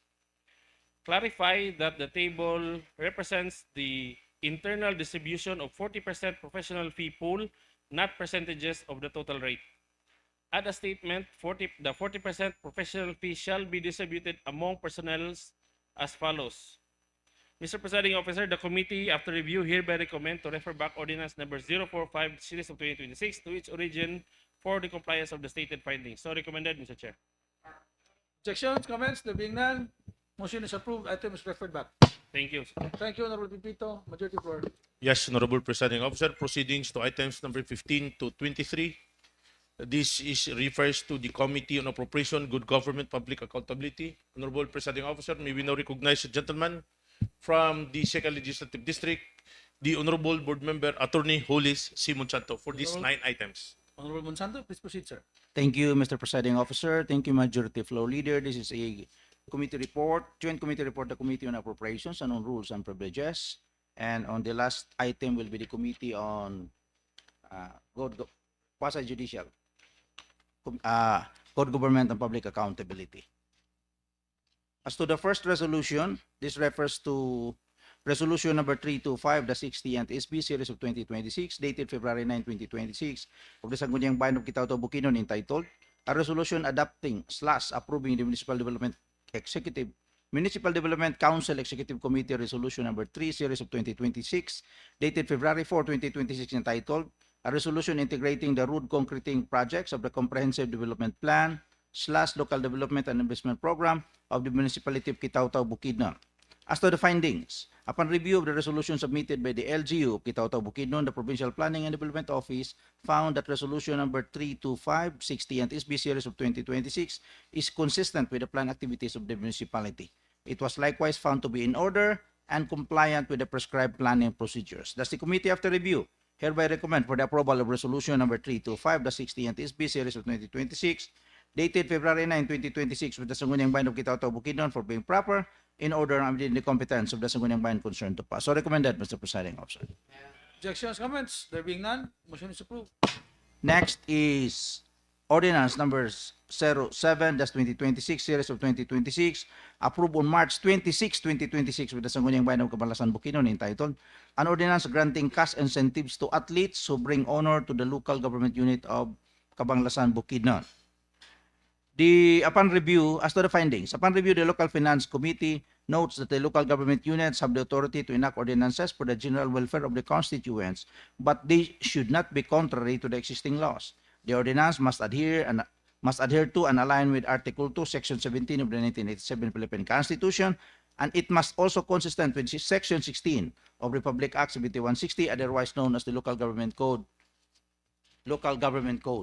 Thus, the committee, after review, hereby recommend for the approval of Ordinance Number 07-2026, Series of 2026, approve of March 26, 2026 of the Sangguniang Bayan of Cabanlasan, Bukidnon, for being proper, in order, and within the competence of the Sangguniang Bayan concerned to pass. So recommended, Mr. Presiding Officer.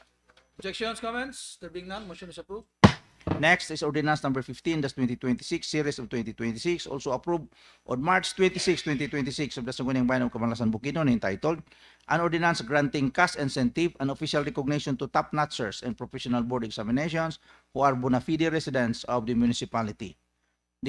Upon review, the Local Finance Committee notes that the local government units have the authority to enact ordinances for the general welfare of the constituents, but they should not be contrary to the existing laws. The ordinance must adhere to and align with Article 2, Section 17 of the 1987 Philippine Constitution, and must also be consistent with Section 16 of Republic Act 7160, otherwise known as the Local Government Code. Thus, the committee, after review, hereby recommend for the approval of Ordinance Number 15-2026, Series of 2026, approved on March 26, 2026 of the Sangguniang Bayan of Cabanlasan, Bukidnon, for being proper, in order, and within the competence of the Sangguniang Bayan concerned to pass. So recommended, Mr. Presiding Officer. Objections, comments? If there are none, motion is approved.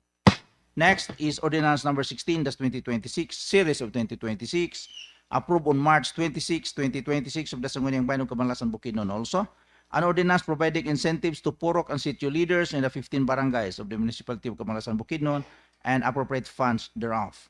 Upon review, the Local Finance Committee finds that the municipality may grant the incentives provided that they are actively performing functions that directly support the municipality's program, projects, and activities, and subject to the availability of funds as well as compliance with all applicable budgeting, accounting, and auditing rules and regulations.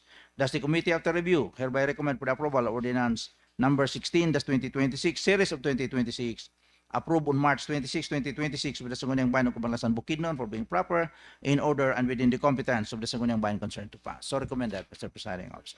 Objections, comments? If there are none, motion is approved. Next is Resolution Number 373 of the 60th SB Series of 2026, dated March 23, 2026 of the Sangguniang Bayan of Kitao-Tao, Bukidnon, entitled A Resolution Adopting/Approving the Municipal Development Council Resolution Number 1, Series of 2026, dated March 10, 2026, entitled A Resolution Adopting the Supplemental Investment Program Number 1 for Fiscal Year 2026 as endorsed by the Municipal Mayor of this municipality and for other purposes. As to the findings, upon review of the resolution submitted by the Municipality of Kitao-Tao, Bukidnon, the Provincial Planning and Development Office found that Resolution Number 373 of the 60th SB Series of 2026 is consistent with the planned activities of the municipality. It was likewise found to be in order and follow the prescribed planning procedures. Thus, the committee, after review, hereby recommend for the approval of Resolution Number 373 of the 60th SB Series of 2026, dated March 23, 2026, of the Sangguniang Bayan of Kitao-Tao, Bukidnon, for being proper, in order, and within the competence of the Sangguniang Bayan concerned to pass. So recommended, Mr. Presiding Officer. Objections, comments? If there are none, motion is approved. Next is Ordinance Number 26-29, approved on February 19, 2026 of the Sangguniang Bayan of Libuna, Bukidnon, entitled An Ordinance Requesting the Municipal Mayor Aurelio B. Lopez to allocate funds for the increase of honoraria of barangay volunteers and providing honoraria for lupon ng tagapamayapa, Bausi Desk Officers, and Barangay Sanitation Inspectors. Upon review, the Local Finance Committee recommends its approval subject to the availability of funds and budgetary limitations on personal services as prescribed under Republic Act 7160 and in accordance with the applicable budgeting, accounting, and auditing laws and regulations. Thus, the committee, after review, hereby recommend for the approval of Ordinance Number 26-29, approved on February 19, 2026 of the Sangguniang Bayan of Libuna, Bukidnon, for being proper, in order, and within the competence of the Sangguniang Bayan concerned to pass. So recommended, Mr. Presiding Officer. Objections, comments? If there are none, motion is approved. Next is Ordinance Number 284, Series of 2026 of the 60th SB, approved on March 23, 2026, also from the Sangguniang Bayan of Lantapan, Bukidnon, entitled An Ordinance Providing Financial Assistance to Qualified Board and Bar Exam Takers from the Municipality of Lantapan, Province of Bukidnon, subject to the availability of funds and for other purposes. The ordinance, upon review by the Local Finance Committee, recommends approval in accordance with Section 305, Paragraph A of Republic Act 7160. Thus, the committee, after review, hereby recommend for the approval of Ordinance Number 284, Series of 2026, of the 60th SB approved on March 23, 2026 of the Sangguniang Bayan of Lantapan, Bukidnon for being proper, in order, and within the competence of the Sangguniang Bayan concerned to pass. So recommended, Mr. Presiding Officer. Objections, comments? There being none, motion is approved. Next is Appropriation Ordinance number 2026-001, series of 2026, approved on March 23, 2026 of the Sangguniang Bayan of Lantapan, Bukidnon, entitled An Ordinance Authorizing Honorable Ricky James D. Balansag, Municipal Mayor, to augment the appropriations for MMO non-office kaamulan activities on other maintenance and operating expenses in the amount of 100,000 pesos from savings under MMO non-office management toll, thus other maintenance and operating expenses. Upon review of the Local Finance Committee finds that the augmentation of funds cannot be properly evaluated due to the absence of the required SAOB as of February 28, 2026, duly stamped received by the COA for verification purposes. While a SAOB is attached, the same reflects balances as of March 31, 2026, which does not conform to the required reporting date. Hence, the submitted document cannot be used as basis for evaluation. In this regard, submission of the complete SAOB as of February 28, 2026, duly acknowledged by the COA, is respectfully requested for proper assessment of the augmentation. Thus, the Committee, after review, hereby recommend Appropriation Ordinance number 2026-001, series of 2026, approved on March 23, 2026 of the Sangguniang Bayan of Lantapan, Bukidnon, be referred to its origins for compliance with aforementioned findings. So recommended, Mr. Presiding Officer. Objections, comments? There are none, motion is approved. Last is the committee report on the Committee on Good Government and Public Accountability. This refers to Ordinance number 054-2026 of the 60th SB, enacted on March 3, 2026 of the Sangguniang Bayan of Don Carlos, Bukidnon, an ordinance providing guidelines on the receipt, evaluation, and handling of anonymous complaints in the municipality of Don Carlos, Bukidnon, and for other purposes. As to the findings, the committee found the two discussions to wit. Number one, safeguard to the constitutional right of the accused to meet witnesses face-to-face as provided under Section 14, Article 3 of the 1987 Philippine Constitution. Although anonymity of complaint may provide initial leads against irregularities, misconducts, or other matters affecting public interest, it dismantles the very essence of constitutional right of due process. Although the Office of the Ombudsman established the rules in the investigation of anonymous complaint as provided in OMB Administrative Order number 1, series of 2022, it is worthy to note that the said administrative order shall cover cases which the Office of the Ombudsman exercise primary and exclusive jurisdiction. The supremacy of the Constitution dictates that an act is void if it violates the fundamental law of the land, regardless of how admirable and noble the cause. As to number 2, Section 2 of this ordinance provides scope and application. The ordinance shall apply to all anonymous complaints received by the municipality, including those addressed to the Sangguniang Bayan Office of the Mayor and other municipal offices involving matters of public concern and public office. Nota bene, Section 61, Paragraph B of Republic Act 7160, otherwise known as the Local Government Code, provides a verified complaint against any erring local elective officials shall be prepared as follows. As to Paragraph B, a complaint against elective official of a municipality shall be filed before the Sangguniang Panlalawigan, whose decision may be appealed to the Office of the President. The power to hear, try, and decide complaints against elective officials of the municipality rests only in the Sangguniang Panlalawigan.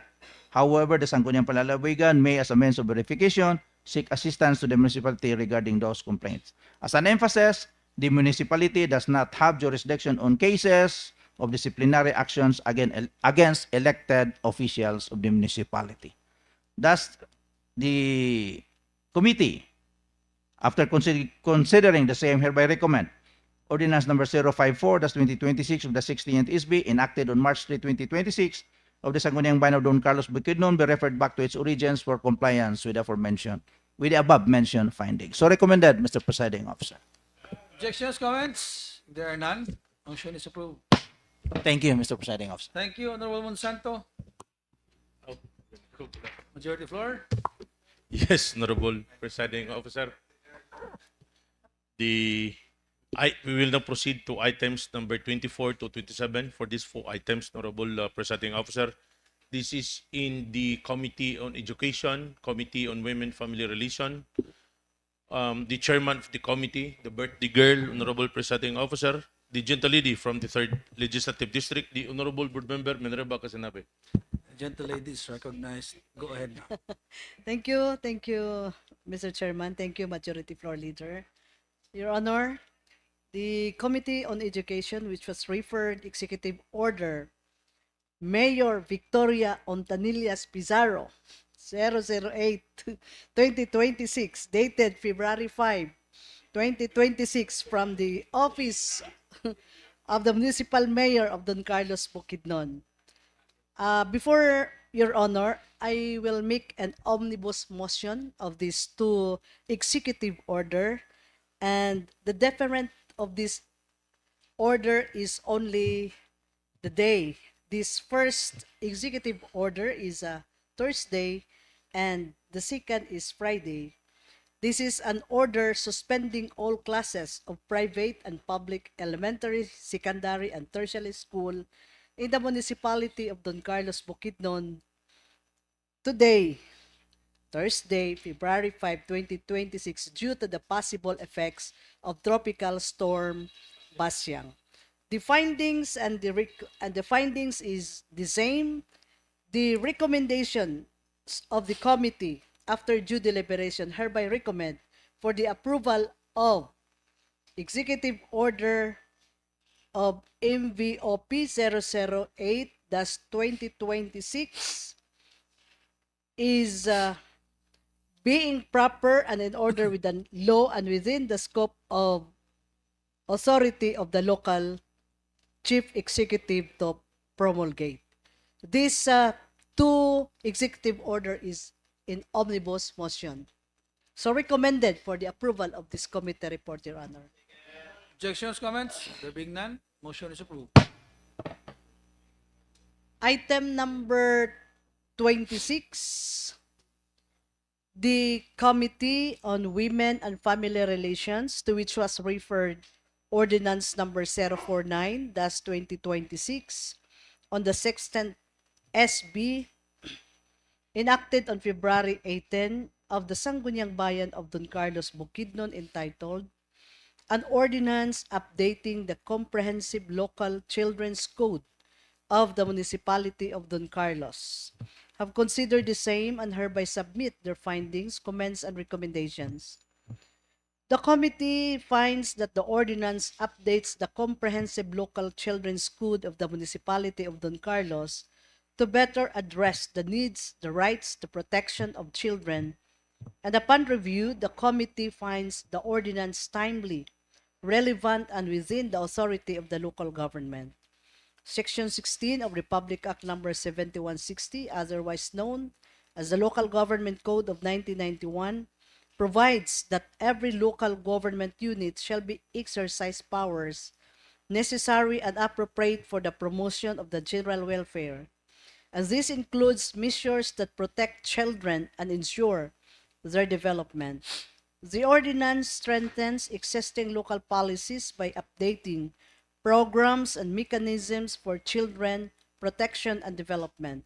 Therefore, it is a valid exercise of the Sangguniang Bayan's authority in promoting the general welfare of its constituents, especially children.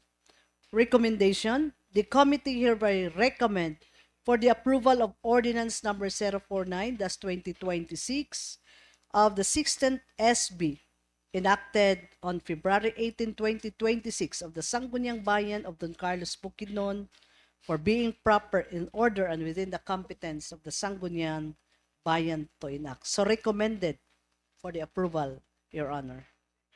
Objections, comments? If there are none, motion is approved. The last committee report, Your Honor, item number 27. Again, the Committee on Women and Family Relations, to which was referred Ordinance number 2025-159 on the 26th regular session approved on April 13, 2026 of the Sangguniang Bayan of Impasugong Bukidnon, entitled An Ordinance Prohibiting and Penalizing Child Marriage in the Municipality of Impasugong Bukidnon and imposing penalty thereof. For the findings and comments, the committee finds that the ordinance seeks to prohibit and penalize child marriage in the municipality of Impasugong Bukidnon and to protect the rights and welfare of children. Upon review, the committee finds the ordinance proper, responsive, and to existing social concerns and within the authority of the local government. Republic Act number 11596, otherwise known as the Prohibition of Child Marriage Law, provides that child marriage is declared illegal and punishable as it harms the dignity, health, and development of children. The law mandates the state to take measures to prevent and eliminate child marriage and protect children from abuse and exploitation. The ordinance supports and strengthens this national policy at the local level by providing specific provisions and penalties within the municipality. As such, it is valid exercise of the legislative power of the Sangguniang Bayan in promoting the welfare and protection of children. Recommendations: the committee hereby recommend for the approval of ordinance number 2025-159 during the 26th regular session of the Sangguniang Bayan in Pasugong Bukidnon for being proper in order and within the competence of the Sangguniang Bayan to enact. So recommended for the approval of this committee report, Your Honor. Objections, comments? There being none, motion is approved. Thank you, Your Honor. Thank you, Madam Birthday Girl. Honorable Presiding Officer, we will now proceed to items number 28 to 44. For these 17 items, Honorable Presiding Officer, this Please refers proceed, sir. to the Committee on Laws, Justice, and Human Rights. Honorable Presiding Officer, the Chairman of the Committee, the Honorable Board Member, Attorney Lubier Owen Baba Garcia of the 4th Legislative District. The Honorable Garcia is recognized. Go ahead, sir. Yes, Mr. Chair. Item 28 is a joint committee report of the Committees on Laws, Justice, and Human Rights and Rules and Privileges. Committee report number L-241 and R860. Mr. Chairman, the committees to which was referred proposed provincial ordinance number 012-2025, authored by Board Member Holly Simon Santo, 2nd Legislative District, and co-authored by Board Member Eliezer S. Unahon, 1st Legislative District, Province of Bukidnon, entitled An Ordinance Prohibiting Unauthorized Body or Accessory Modification to Motorcycle Vehicles within the Province of Bukidnon and providing penalties thereof, have considered the same and hereby submit their findings, comments, and recommendations. Findings: the measure seeks to regulate and prohibit unauthorized body or accessory modifications of motorcycle vehicles within the province of Bukidnon, particularly those that result in auditory and visual nuisance, as well as those that may affect road safety and public order. The ordinance defines key terms necessary for its implementation, including motorcycle vehicles, unauthorized body, accessory modifications, and aftermarket mufflers to ensure clarity in its application. It likewise sets out specific prohibited acts such as the modification of pipes and mufflers, causing excessive noise, installation of improper or overly bright lighting, obstruction of plate visibility, and other unsafe or unauthorized alterations. The ordinance also adopts technical standards consistent with LTO Memorandum Circular Number 2020-2240, particularly on allowable sound levels for motor vehicle exhaust system, which provides a clear basis for enforcement.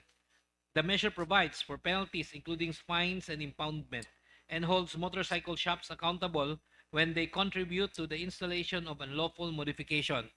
It also designates the Land Transportation Office and local traffic management offices as implementing agencies with authority to formulate the necessary rules and regulation.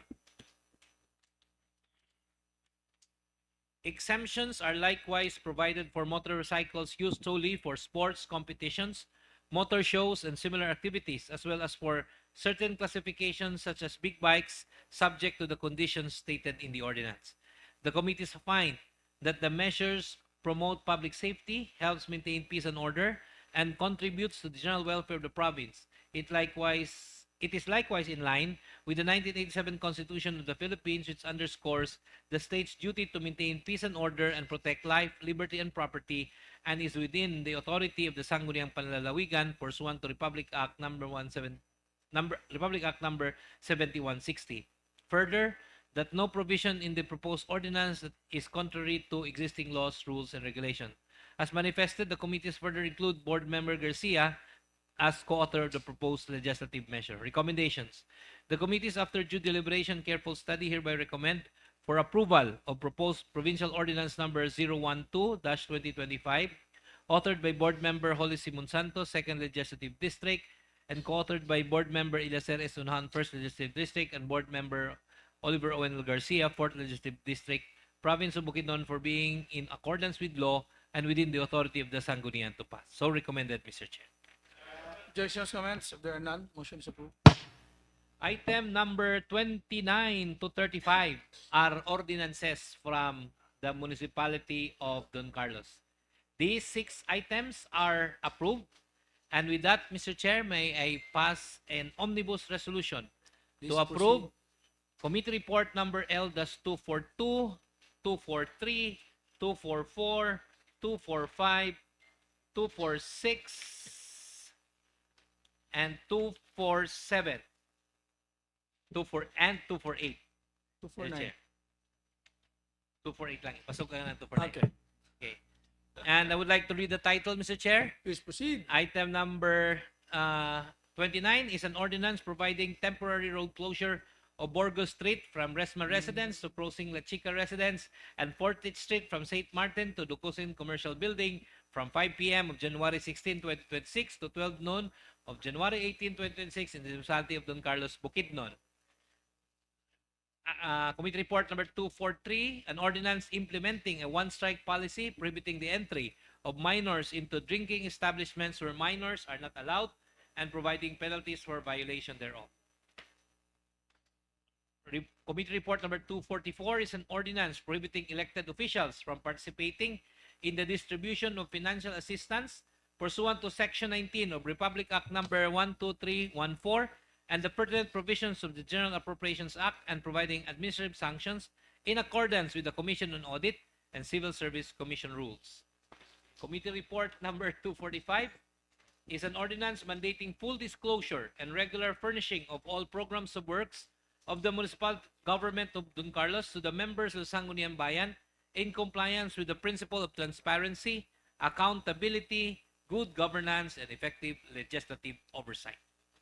Committee Report number 246 is an ordinance prescribing the use and issuance of an ordinance violation receipt when a violation of an existing municipal ordinance is committed and providing funds for the printing of ordinance receipt and for other purposes.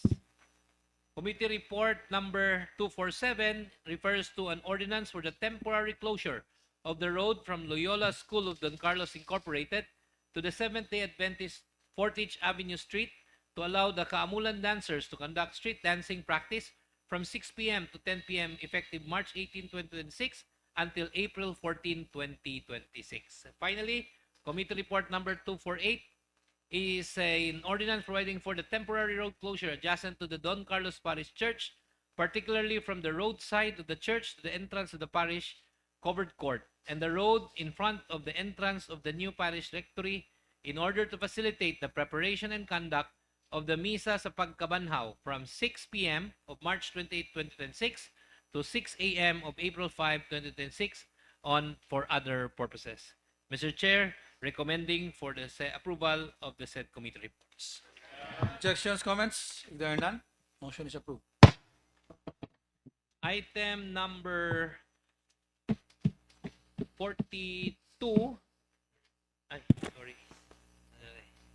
Napil og dala. Item number 36 is a committee report of the Committee on Laws. Committee report number L249. Committee to which was referred ordinance number 2025-160 approved on April 13, 2026 of the Sangguniang Bayan of Pasugong, Bukidnon entitled An Ordinance Establishing the Institutional Mechanism for Trafficking in Persons, Protection and Support for Trafficked Persons pursuant to the provisions of Republic Act number 9208, otherwise known as the Anti-Trafficking in Persons Act of 2013 1003 as amended by Republic Act number 10364 or the expanded Anti-Trafficking in Persons Act of 2012 and for other purposes, have considered the same and hereby submit their findings, comments, and recommendations. Findings. The committee note that the measure seeks to establish a comprehensive institutional mechanism to prevent and address trafficking in persons within the municipality of Impasugong pursuant to Republic Act 9208 as amended by Republic Act 10364.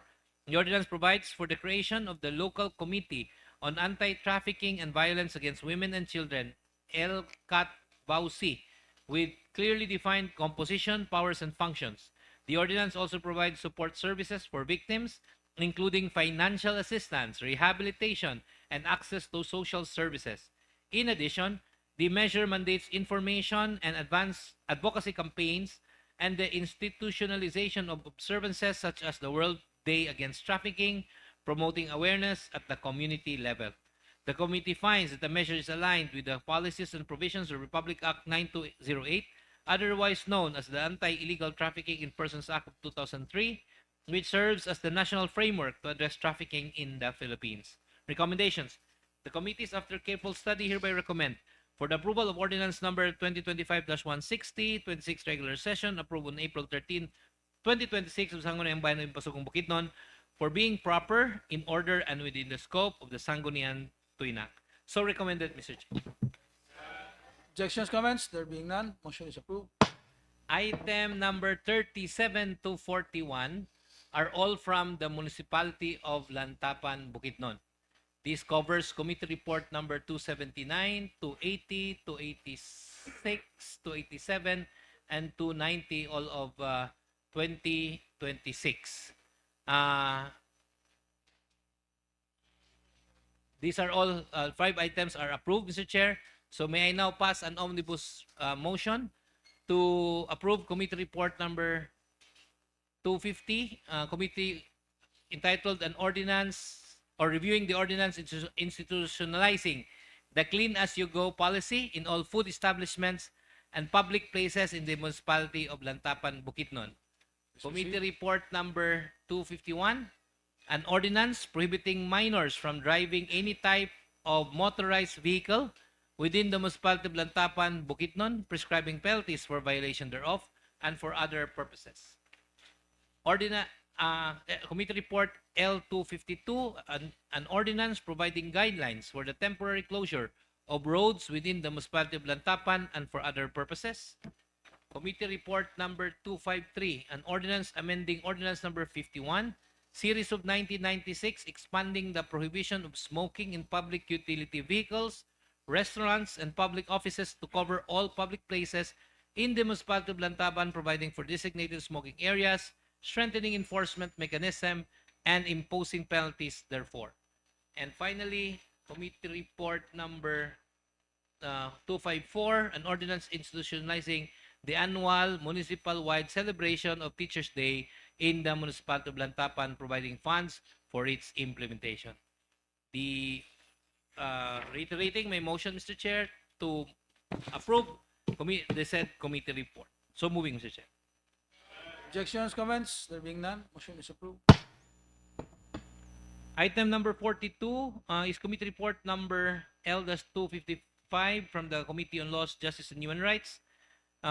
This refers to ordinance number 01-2026, approved on the 5th regular session, 16th Council, on March 22-26 of the Sangguniang Panlalawigan, Bukidnon, entitled An Ordinance Penalizing the Stealing of Agricultural Products and Livestock within the Municipality of Cabanglasan, Province of Bukidnon, and providing penalties therefore and for other purposes, have considered the same and hereby submit their findings, comments, and recommendations. Findings. The ordinance aiming to penalize the theft of agricultural products and livestock in Cabanglasan is legally defective because it attempts to legislate on a matter already fully governed by national law. Under the revised penal code, RPC and PD 533 anti-cattle rusting law, these acts are already classified as serious felonies. Specifically, Article 310 of the revised penal code defines the theft of coconut, fish, and large cattle as qualified theft, a crime punishable by significant prison terms because it directly threatens a farmer's livelihood. Because the national government already occupied the field of criminal law regarding theft, a municipal council lacks the jurisdiction to repenalize the same acts, making the ordinance ultra vires or beyond its legal authority. Furthermore, the ordinance violates the strict penalty limitations imposed by the Local Government Code of 1991. Municipalities are legally prohibited from imposing fines exceeding 2,500 or imprisonment terms longer than 6 months. Since national law prescribes years of incarceration for these offenses, a local ordinance cannot offer a significantly lighter alternative for a national felony. This creates a dangerous legal loophole where a perpetrator might pay a small municipal fine to claim double jeopardy, effectively shielding themselves from a much harsher penalties mandated by the national justice system. The ordinance is legally infirm as it is redundant with the revised penal code. To protect farmers without exceeding its jurisdiction, the municipality should shift from a penal approach to a regulatory framework. Rather than criminalizing the act of theft, which is already covered by the revised penal code, the LGU should mandate transport permits or auxiliary invoices for agricultural goods. Penalizing the failure to produce this document allows for effective local enforcement and the interception of stolen property without committing an ultra vires act. Recommendation. The committees, after careful study, hereby recommends that Ordinance Number 01-2026, 5th Regular Session, 16th Council, approved on March 2, 2026 at Sangguniang Panlalawigan, Bukidnon, be referred back to its origin for compliance of the above-mentioned findings. So recommended, Mr. Chair. Objections, comments? There being none, motion is approved. Item number 43 is a committee report number 256 of the Committee on Laws, Justice and Human Rights. Mr. Chairman, the committee to which was referred, Ordinance number 048-2026, 16th SB, enacted on February 18, 2026 of the Sangguniang Bayan of Don Carlos, Bukidnon, entitled An Ordinance Regulating the Operations of Heavy Vehicles and Trucks Along the National Road within the Municipality of Don Carlos to prevent mud, dirt, and debris, ensuring road safety and passability, and providing penalties therefore. Have considered the same and hereby submit their findings, comments, and recommendations. Finding. The measure seeks to regulate the operation of heavy vehicles and trucks traversing national roads within the Municipality of Don Carlos in order to prevent the accumulation of mud, dirt, and debris that may pose hazard to motorists and pedestrians. The ordinance imposes obligations upon owners and operators, including the provision of adequate containment or cleaning measures such as wheel washing facilities, ensuring compliance by drivers and personnel, and cooperation with municipal authorities in maintaining road cleanliness and safety. Enforcement is vested in the traffic enforcers, municipal police station, barangay officials, and other authorized personnel in coordination with the Department of Public Works and Highways and other concerned agencies. The committee finds that the ordinance is a valid exercise of the regulatory authority of the local government unit over activities within its territorial jurisdiction, particularly in safeguarding public safety and maintaining road conditions. However, the ordinance was not accompanied by an affidavit of publication as required under Section 59 of the Local Government Code of 1991. Considering that the ordinance contains penal provisions, the same is here respectfully referred back for compliance with the publication requirement as prescribed by law. Recommendations. The committee, after careful study, hereby recommend that Ordinance Number 048-2026, 16th SB, enacted on February 18, 2026 of the Sangguniang Bayan of Don Carlos, Bukidnon, be referred back to its origin for compliance of the aforementioned findings. So recommended, Mr. Chair. Objections, comments? There being none, motion is approved. Finally, committee report of the Committee on Peace and Order, Committee Report number O-019. Mr. Chairman, the Committee on Peace and Order to which was referred, Ordinance number 139-2026, 16th Sangguniang Bayan, 28th Regular Session, approved on April 7, 2026 of the Sangguniang Bayan of San Fernando, Bukidnon, entitled An Ordinance Institutionalizing the Insurgency-Free Status of the Municipality of San Fernando, Bukidnon, strengthening sustainable peace and security, and for other purposes. Have considered the same and hereby submit their findings, comments, and recommendations. Findings.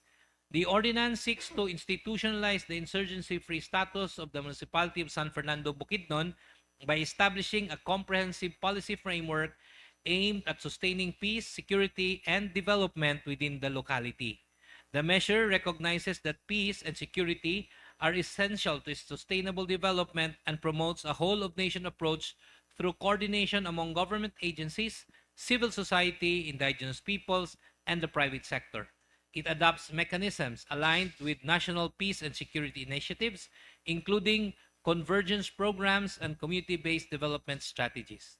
It provides for the creation of an oversight mechanism through the Municipal Peace and Order Council and mandates the formulation of an insurgency-free municipal plan to guide the implementation of programs addressing the root cause of conflict, including poverty, lack of access to basic services, and social vulnerability. The committees note that the ordinance is consistent with the constitutional policy of maintaining peace and order, protecting life, liberty, and property, and promoting the general welfare. Recommendations. The committee, after careful study, hereby recommend for the approval of Ordinance Number 139-2026, 16th Sangguniang Bayan, 28th regular session approved on April 7, 2026 of the Sangguniang Bayan of San Fernando, Bukidnon, for being proper, in order, and within the scope of the Sangguniang Tuina. So recommended, Mr. Chair. Objections, comments? Being none, motion is approved. Thank you, Honorable Garcia. Majority floor. Yes, Honorable Presiding Officer, proceeding to item number 45 and 46, these two items by this representation, Honorable Presiding Officer. Please proceed. Honorable Presiding Officer, this is a committee report on the Committee on Environmental Protection, Climate Change, Disaster Preparedness. These two items are all the executive order to which was referred coming from the municipality of Don Carlos, Bukidnon. Item number 45, this is an order creating the technical working group for the formulation of the forest land use plan in the municipality of Don Carlos, Bukidnon. And item number 46, this is an executive order creating the technical working group for the preparation of the municipal drainage plan of Don Carlos, Bukidnon. These two items, Honorable Presiding Officer, the committee determined that the Don Carlos Executive Order as promulgated by the local chief executive adheres completely to all relevant laws, rules, and regulations. The recommendation of the committee, Honorable Presiding Officer, for these two items, omnibus motion for the approval of this Executive Order number 45, item number 45, an Executive Order MBOP 003-2026, and item number 46, the Executive Order MBOP 004-2026, Honorable Presiding Officer, promulgated by the local chief executive, adheres completely to all relevant laws, rules, and regulations. Thus, Honorable Presiding Officer, omnibus motion for the approval of these two items. In a second, the omnibus motion is approved. Thank you, Honorable Presiding Officer. Thank you, Majority floor. Proceeding to items number 47. For this item, may we now recognize the gentleman from the Second Legislative District, the Honorable Board Member Marlon Brando Dinlayan. Honorable Marlon Brando Dinlayan is recognized. Go ahead, sir. Thank you, distinguished Majority Floor Leader. Good afternoon, Honorable Presiding Officer, and to all, sir. yes, and to all esteemed members of this august chamber. I have only one item, committee report of the Committee on Beautification and Tourism. Mr. Presiding Officer, the Committee on Beautification and Tourism, to which was referred Ordinance Number 072, Series of 2026, approved on April 14, 2026 of the Sangguniang Bayan of Sumilao, Bukidnon, entitled An Ordinance Institutionalizing the Sidlak Festival as one of the major highlights of the Anlaw Pasumilao celebration, defining its theme, providing for festival activities, appropriating funds therefore and for other purposes. Has considered the same and hereby submit its findings, comments, and recommendations. Findings. The committee finds that the ordinance recognizes the importance of culture and heritage as vital elements in strengthening community identity, unity, and pride.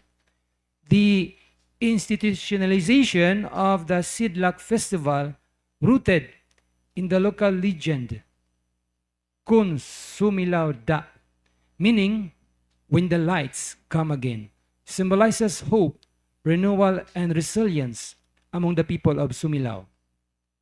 The ordinance provides for festival activities such as the grand opening ritual and lighting ceremony, street dancing competition, dance showdown, cultural presentations, agritourism, and trade exhibits, and youth activities, all of which promote cultural preservation, artistic creativity, and community participation. Moreover, the committee notes that the ordinance empowers the Municipal Tourism Office, MTO, to oversee planning and coordination and implementation, ensuring orderly and meaningful conduct of the festival. The ordinance also appropriates funds from the annual budget of the municipality of Sumilao and respective barangays, subject to accounting and auditing rules, thereby ensuring sustainability of the festival. Finally, the ordinance is consistent with the Local Government Code of 1991, Republic Act 7160, which empowers LGUs to promote cultural heritage tourism and local development. Recommendation. Considering the foregoing, the committee hereby recommends the approval of Ordinance Number 072, Series of 2026, approved on April 14, 2026, of the Sangguniang Bayan of Sumilao, Bukidnon, for being proper in order and within the competence of the Sanggunian to enact. So recommended, Mr. Presiding Officer. Objections, comments? There being none, motion is approved. Thank you. Honorable Presiding Officer, proceeding to Honorable Presiding Officer, proceeding to items number 48, 49, and 50 for these three items. May we now recognize the gentleman from the 2nd Legislative District, the Honorable Board Member Bobby J. Dinlayan. Honorable Bobby J. Dinlayan is recognized. Go ahead, sir. Thank you, Mr. Presiding Officer. Thank you, Majority Floor. I have here three items. Item number 48, Committee Report of the Committee on Land Use and Human Settlement Agrarian Reform, number 2026-U-009 of the 28 SP. Mr. Presiding Officer, the Committee on Land Use and Human Settlement Agrarian Reform, to which was referred Municipal Resolution number 2026-122, dated March 10, 2026 of the Sangguniang Bayan of Baongon, Bukidnon, entitled A Resolution Approving and Adopting the Comprehensive Land Use Plan 2023 to 2032 of the Municipality of Baongon, Bukidnon, as considered the same and hereby submits the following comments, findings, and recommendations. As to the comments, findings, the above resolution seeks to approve and adopt the CLUP of the Municipality of Baongon, Bukidnon, covering the period 2023 to 2032, which will serve as the basis for the formulation and implementation of the municipality's zoning ordinance, development programs, and other related policies. Consistent with the constitutional mandate to reform land use and management to promote social justice and equitable access for the common good, and with the general welfare clause under the Local Government Code, Section 20, Paragraph C of the Local Government Code requires the LGUs to update the respective CLUPs enacted through zoning ordinances to guide future and land use and development. Moreover, Section 2 of the Executive Order number 52 series of 2022 of the Office of the Provincial Governor of Bukidnon, dated December 16, 2022, under the duties, functions, and responsibilities of the Provincial Land Use Committee, mandates that the Provincial Land Use Committee shall assist the Sangguniang Panlalawigan in reviewing the CLUP of component cities and municipalities. After careful review, the PLUC enough through its secretariat recommends approval of the CLUP 2023 to 2032 of the Municipality of Buangon and its corresponding municipal resolution and ratification of the SP for being complete and compliant with the documentary requirements pursuant to the issued Memorandum Circular 2021-005, the revised review and approval process of comprehensive land use plans and zoning ordinances and other relevant laws and rules. Recommendation: the committee, after careful review, hereby recommends the approval of Municipal Resolution Number 2026-122 dated March 10, 2026 of the Sangguniang Bayan of Buangon for being proper in order and within the competence of Sangguniang Bayan concerned to pass. So, moving, Mr. Chair. Objections, comments? If there are none, motion is approved. Next item is number 49, Committee Report of the Committee on Land Use and Human Settlement Agrarian Reform, number 2026-U-10 of the 28th SP. Mr. Presiding Officer, the Committee on Land Use and Human Settlement Agrarian Reform, to which was referred Municipal Ordinance number 2026-562, approved on April 16, 2026 of the Sangguniang Bayan of Buangon, Bukidnon, entitled an ordinance amending in its entirety the integrated zoning regulations of the Municipal of Buangon, Province of Bukidnon, and providing for the administration, enforcement, and amending thereof, and for the repeal of all ordinances in conflict therewith. As considered the same, and hereby submits the following comments, findings, and recommendations.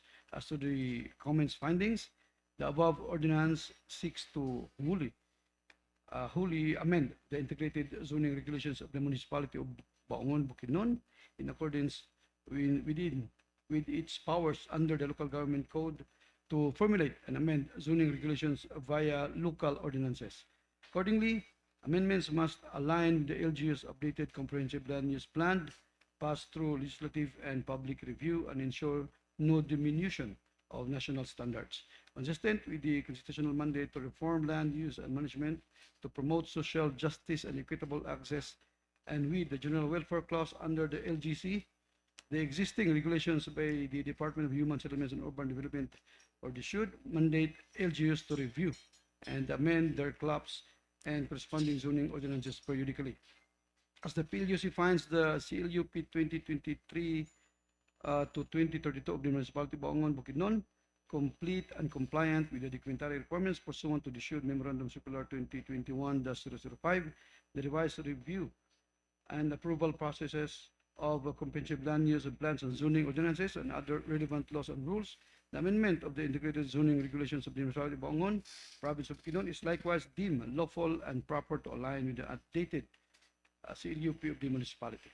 Recommendation: the committee, after careful review, hereby recommends the approval of Municipal Ordinance number 2026-562, approved on April 16, 2026, the Sangguniang Bayan of Municipality of Buangon, for being proper, in order, and within the competence of Sangguniang Bayan concerned to pass. Moving, Mr. Presiding Officer. Objections, comments? There being none, motion is approved. Last item, number 50, Committee Report of the Committee on Land Use and Human Settlement Agrarian Reform, number 2026-U-11 of the 28th SP. Mr. Presiding Officer, the Committee on Land Use and Human Settlement Agrarian Reform, which was referred Executive Order MVOP 002-2026, dated January 12, 2026, from the Office of the Municipal Mayor of Don Carlos, Bukidnon, entitled An Order Creating the Technical Working Group of Local Shelter Plan of Don Carlos, Bukidnon, as considered the same, and hereby submits the following comments, findings, and recommendations. As to the comments on findings, the above executive order seeks to create the technical working group to formulate the LSP for Don Carlos, Bukidnon, in accordance with the local government mandate to provide basic services, specifically housing, under the Local Government Code of 1991 and the Urban Development and Housing Act of 1992. Moreover, the issuance of the subject executive order is firmly anchored in Republic Act 7160, or the Local Government Code, Section 16 and Section 444, Paragraph B, number 2, which empower the municipal mayor to exercise general supervision and control over programs and call upon law enforcement and national agencies for implementation of local plans, and authorizes the Sangguniang Bayan to adopt measures for socialized housing. Further, the executive order creating a technical working group to formulate the LSP is a timely and necessary measures to address the municipality's growing housing backlog, informal settler families, and climate-related displacement risk. It ensures that the LSP will be evidence-based, participatory, and aligned with the provincial and national development frameworks. Hence, the committee finds no conflict with existing laws and recognizes the urgency of localizing shelter interventions given Don Carlos' rapid urbanization and agricultural land conversion pressures. Recommendation: the committee, after careful review, hereby recommends the approval of Executive Order MVOP-002-2026, dated January 12, 2026, from the Office of the Municipal Mayor of Don Carlos Bukidnon, Province of Bukidnon, for being proper, in order, and within the competence of the local chief executive concerned to promulgate. So recommended, Mr. Presiding Officer. Objections, comments? There being none, motion is approved. Thank you, Mr. Presiding. Thank you, Honorable Bobby J. Dinlayan. Thank- Clear the floor. Yes, Honorable Presiding Officer, we will now proceed to the new business for the day. Honorable Presiding Officer, for this item number 51 to 55, we will now recognize the gentleman again from the Second Legislative District, the Honorable Board Member Marlon Brando Dinlayan. Honorable Marlon Dinlayan is recognized. Please proceed, sir. Thank you, Honorable Presiding Officer. This is a proposed resolution number 168-2026 of 28 SP. A resolution expressing the highest commendation and heartfelt congratulations to Miss Princess Willa Malingin Yamahon for her exemplary achievement of clinching top 1 in the elementary level of licensure examination for professional teachers, LEPT, with an outstanding rating of 95.00%, thereby bringing honor and pride to Bukidnon State University and the entire province of Bukidnon. Sponsored by this representation, whereas the Professional Regulation Commission and the Board for Professional Teachers announced on May 12, 2026, that 18,376 elementary teachers out of 32,796 examinees, equivalent to 56.03%, and 45,001 secondary teachers out of 61,561 examinees, 73.10%, successfully passed the licensure examination for professional teachers conducted in 41 testing centers nationwide last March 15, 2026. Whereas Ms. Princess Willa Malingin Yamahon, 23 years old, a resident of Porok 3, Linabo, Malabalay City, Bukidnon, is the daughter of Wilma Malingin Yamahon and Raul Labaura Yamahon. Whereas she graduated cum laude with a degree Bachelor of Early Childhood Education from Bukidnon State University on June 17, 2025, thereby demonstrating consistent academic excellence and commitment to the teaching profession. Whereas she achieved top 1 rank nationwide in the elementary level with a rating of 95.00% in the March 15, 2026 licensure examination for professional teachers held in Cagayan de Oro City, a feat that highlights her diligence, perseverance, and intellectual capability. Whereas her achievement is particularly remarkable given the highly competitive nature of the examination, where thousands of aspiring teachers nationwide vied for excellence, and her success stands as a beacon of inspiration for future educators.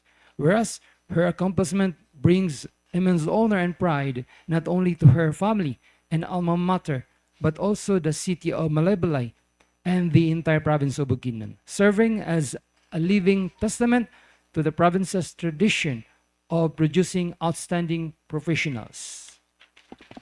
Now, therefore, on motion of this representation, duly seconded be it resolved as it is hereby resolved a resolution expressing the highest commendation and heartfelt congratulations to Miss Princess Willa Malingin Yamahon for her exemplary achievement of clinching for a top 1 in the elementary level of the licensure examination for professional teachers, LEPT, with an outstanding rating of 95.00%, thereby bringing honor and pride to Bukidnon State University and the entire province of Bukidnon. Resolved further that a copy of this resolution be furnished to Miss Princess Willa Malingin Yamahon for her information and record. Moving for the approval of this resolution. Objections, comments? There are none. Motion And- is approved. Yes, thank you, Mr. Presiding Officer. And with your permission and approval, Mr. Presiding Officer, I move for the adoption of an omnibus motion. Actually, we have 8 top-notchers in licensure examination teachers in Bukidnon, and I have to. I'm going to move 5. We have 5 graduates from Bukidnon State University. So I'm going to move for the adoption of an omnibus motion covering 5 congratulatory resolutions. These resolutions. I will not approve. Please proceed. Thank you, Mr. President Officer. These resolutions recognize and commend the exemplary achievements of outstanding Bukidnon State University graduates who brought pride and honor to our province by excelling in the licensure examination for professional teachers conducted last March 15, 2026. Specifically, the resolutions honor number 1, Miss Princess Willa Malingin Yamahon for clinching top 1 nationwide in the elementary level with a rating of 95.00%, which I had just moved for adoption as a resolution.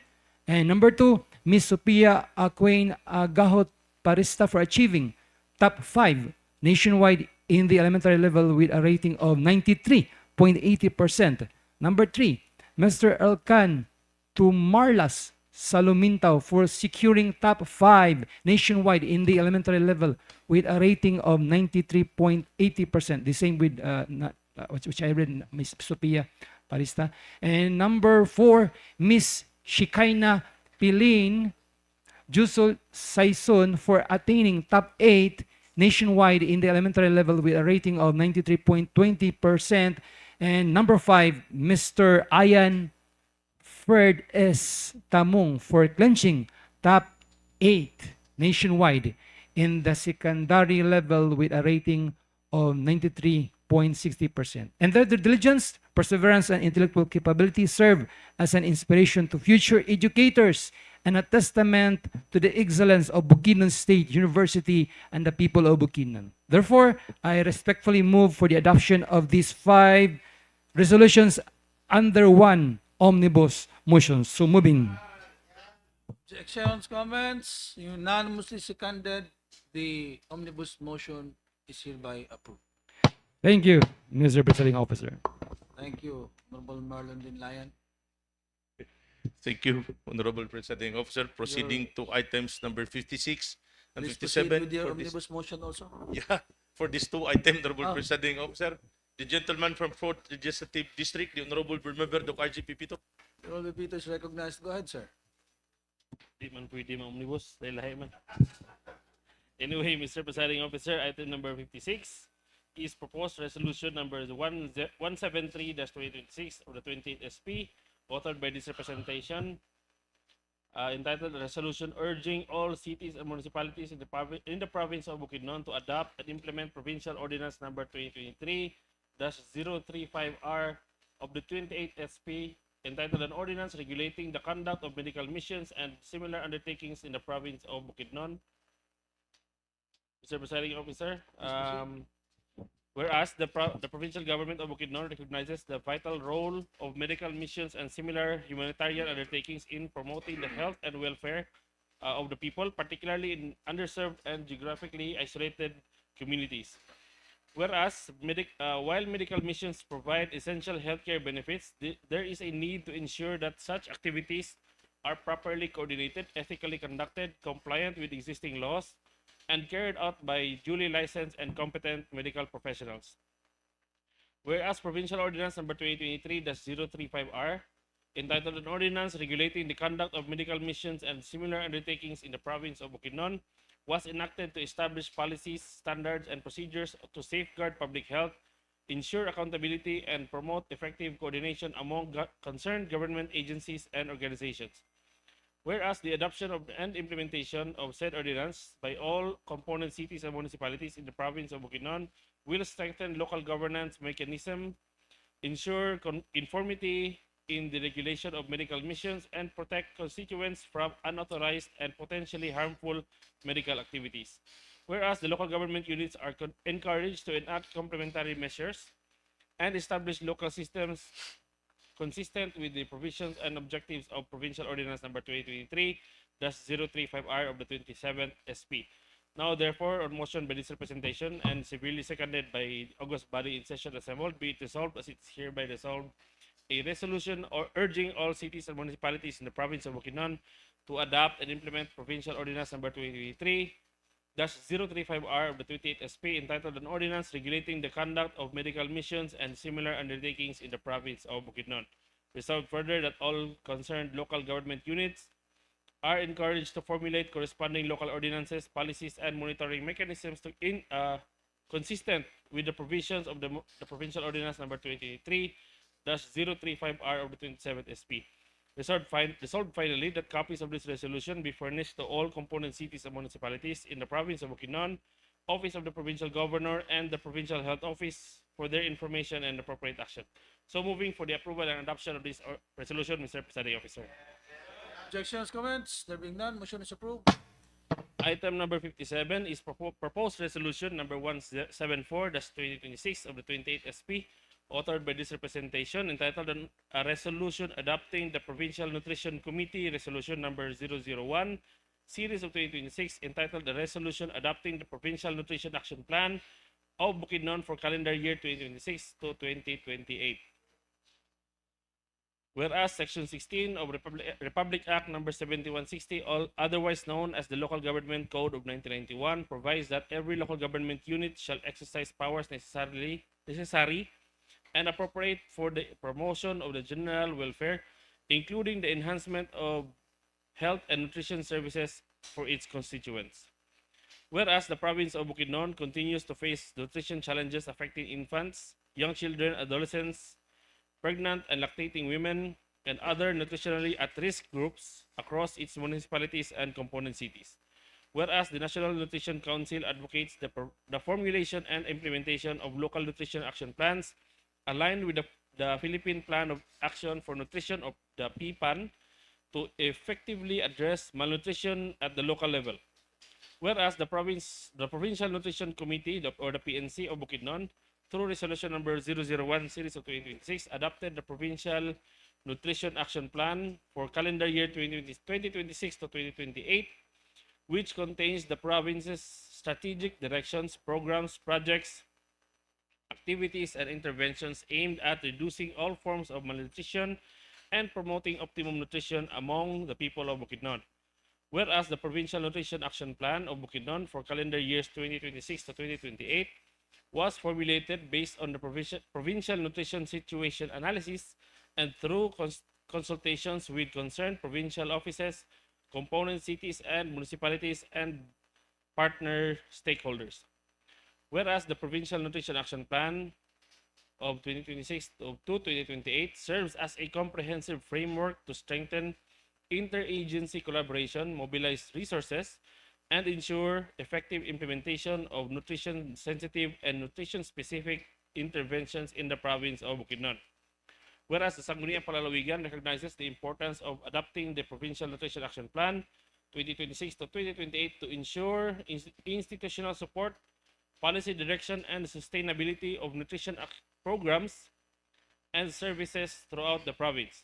Now, therefore, on motion by this representation, duly seconded by all board members here assembled, in session be it resolved as it is hereby resolved to pass a resolution adopting the Provincial Nutrition Committee Resolution number 001 series of 2026, entitled a resolution adopting the Provincial Nutrition Action Plan of Bukidnon for calendar year 2026 to 2028.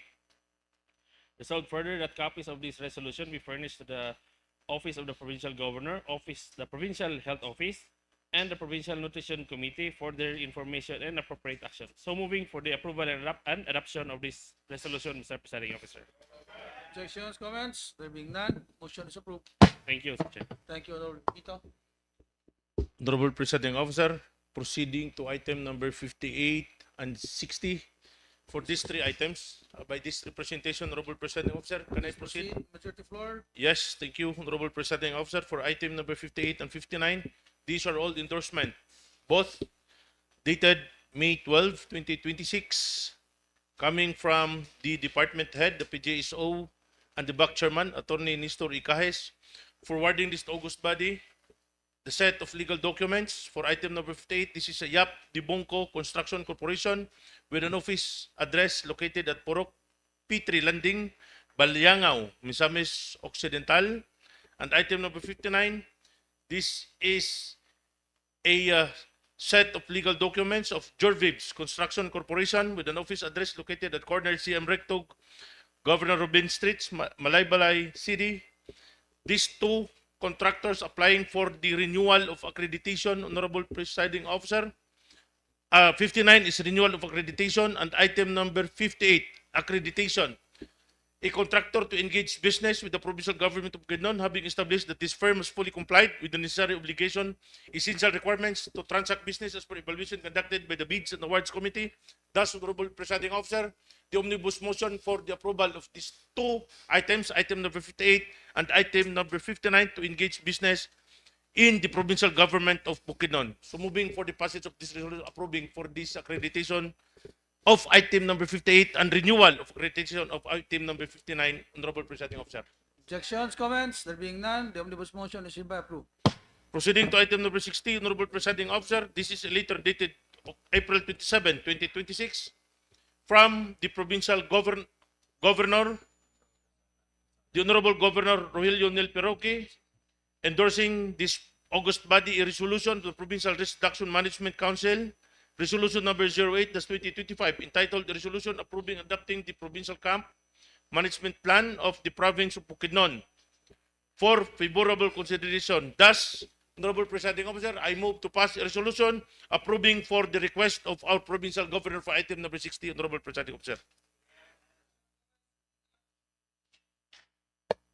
Presiding Officer, proceeding to item number 60, 61, and 62, may we now again recognize the gentleman from the Second Legislative District, the Honorable Board Member Attorney Holy C. Monsanto. Honorable Monsanto is recognized. Go ahead, sir. This is a letter received by the Committee on Appropriations, specifically a letter dated May 11, 2026 with attachment coming from the Provincial Budget Officer, Provincial Budget Office, Province of Bukidnon, which transmitted to this August body for appropriate action supplemental budget number 3, General Fund, calendar year 2025 of the Municipality of Damulog, Bukidnon, in the amount of 10,991,448 pesos. Attached are budget documents and technical review analysis for reference and perusal. The committee, after going over the same, finds the said supplemental budget number 3, General Fund calendar year 2025 of Damulog, Bukidnon to be proper in order, and hereby recommend for its approval, subject to existing budgeting, accounting, and auditing rules and regulation. Moving for the approval of the same, Mr. Presiding Officer. Objections, comments? There being none, motion is approved. Next is a letter dated May 13, 2026, with attachment also coming from the Provincial Budget Officer, Provincial Budget Office, Province of Bukidnon, which also transmitted to this August body for appropriate action. Supplemental budget number 2, General Fund, calendar year 2025 of the Municipality of Maramag, Bukidnon in the amount of 73,060,362 pesos and 44 centavos. Attached also to the said communications are budget documents and technical review analysis for reference and perusal. The committee, after going over the same, finds the said supplemental budget number 2, General Fund calendar year 2025 of Maramag, Bukidnon to be proper and in order, and hereby recommend for its approval, subject to the existing budgeting, accounting, and auditing rules and regulation. Moving for the approval of the same, Mr. Presiding Officer. Objections, comments? There being none, motion is approved. Thank you, Mr. Presiding Thank you, Officer. Honorable Monsanto, sir. Honorable Presiding Officer, may we now proceed to items number 63 and 64. May we now again recognize the gentleman from the 4th Legislative District, the Honorable Board Member Dr. RGP Pito. Please proceed, Honorable Pipito. Thank you, Mr. Presiding Officer. Item number 63 is a letter dated May 11, 2026 with attachment of Provincial Governor Rogelio Nil P. Roque in endorsing this august body for consideration and adoption the following resolutions duly approved by the Provincial Health Board of Bukidnon, to wit: Provincial Health Board Resolution number 2026-003 entitled a resolution amending previous Provincial Health Board resolution requesting the Sangguniang Panlalawigan to support the Bukidnon Provincial Medical Center residency program in internal medicine, obstetrics and gynecology, family medicine, general surgery and gastroenterology, and appropriating funds thereof, into a resolution requesting the Sangguniang Panlalawigan to draft an ordinance for the upgrading of the provincial medical center to a 500-bed capacity level 3 hospital with residency training programs and appropriating funds thereof. And next is a Provincial Health Board Resolution number 2026-005 entitled a resolution endorsing the disaster risk reduction and management health plan of the province of Bukidnon for the approval of the Honorable Governor of Bukidnon. Mr. Presiding Officer, I move to pass an omnibus resolution for the approval of these two Provincial Health Board resolutions. So moving, Mr. Chair. Objections, comments? There are none, motion is approved. Item number 64 is a letter dated May 11, 2026 with attachment of Provincial Governor Rogelio Nil P. Roque endorsing this august body for consideration and adoption the following resolutions duly approved by the Provincial Health Board of Bukidnon, to wit: Provincial Health Board Resolution number 2026-004 entitled a resolution expressing support for the construction of BPH San Fernando subject to compliance with the required documentary requirements, and Provincial Health Board Resolution number 2026-006 entitled a resolution requesting the province of Bukidnon to establish a PhilHealth Gamot pharmacy to support the implementation of PhilHealth programs and ensure access to essential medicines for indigent and qualified patients. And lastly, Provincial Health Board Resolution number 2026-007 entitled a resolution enjoining the local government units of the province of Bukidnon to increase the PhilHealth enrollment rate, particularly in municipalities with low enrollment percentages, in order to improve access to healthcare services. Mr. Presiding Officer, I also move for a passage of an omnibus resolution for the approval of these 3 Provincial Health Board resolutions, Mr. Presiding Officer. So moving. Objections, comments? There being none, motion is approved. Thank you, Mr. Chair. Query from the majority floor leader. Yes, this is regarding on the expressing support for the construction of the BPH San Fernando. This refers, Honorable Presiding Officer, to the new site of the BPH Katuna sa doon sa Namnam. Yeah, transfer. Oh, Namnam, dili going to Namnam. After ato silang Bulangan ba? Di ko sure sa location, Mr. Presiding Officer, but yeah, i-relocate mangod siya kay Yeah. Kay murag hazard ng isa. hazard ang area. So, Andaan. murag moment siguro siya katong duol sa katong naay murag power plant. I think so. Murag bagong area nila. Yeah, oh. bagong area. The current area was murag mas duol sa Pangpang. Tama. Yung hazard area. Ani hazard. Yeah. Tama. Okay, ni murag ni crack eh. So will that be abandoned? I think so, Mr. Presiding Officer, kay lisod man gamiton kay gakuha ng soil eh. Hinahinay ka erode. Liyok. I'm sorry. Ga-crack na actually, gasugod ang ano. So, okay. So the other one will be built near a cockpit?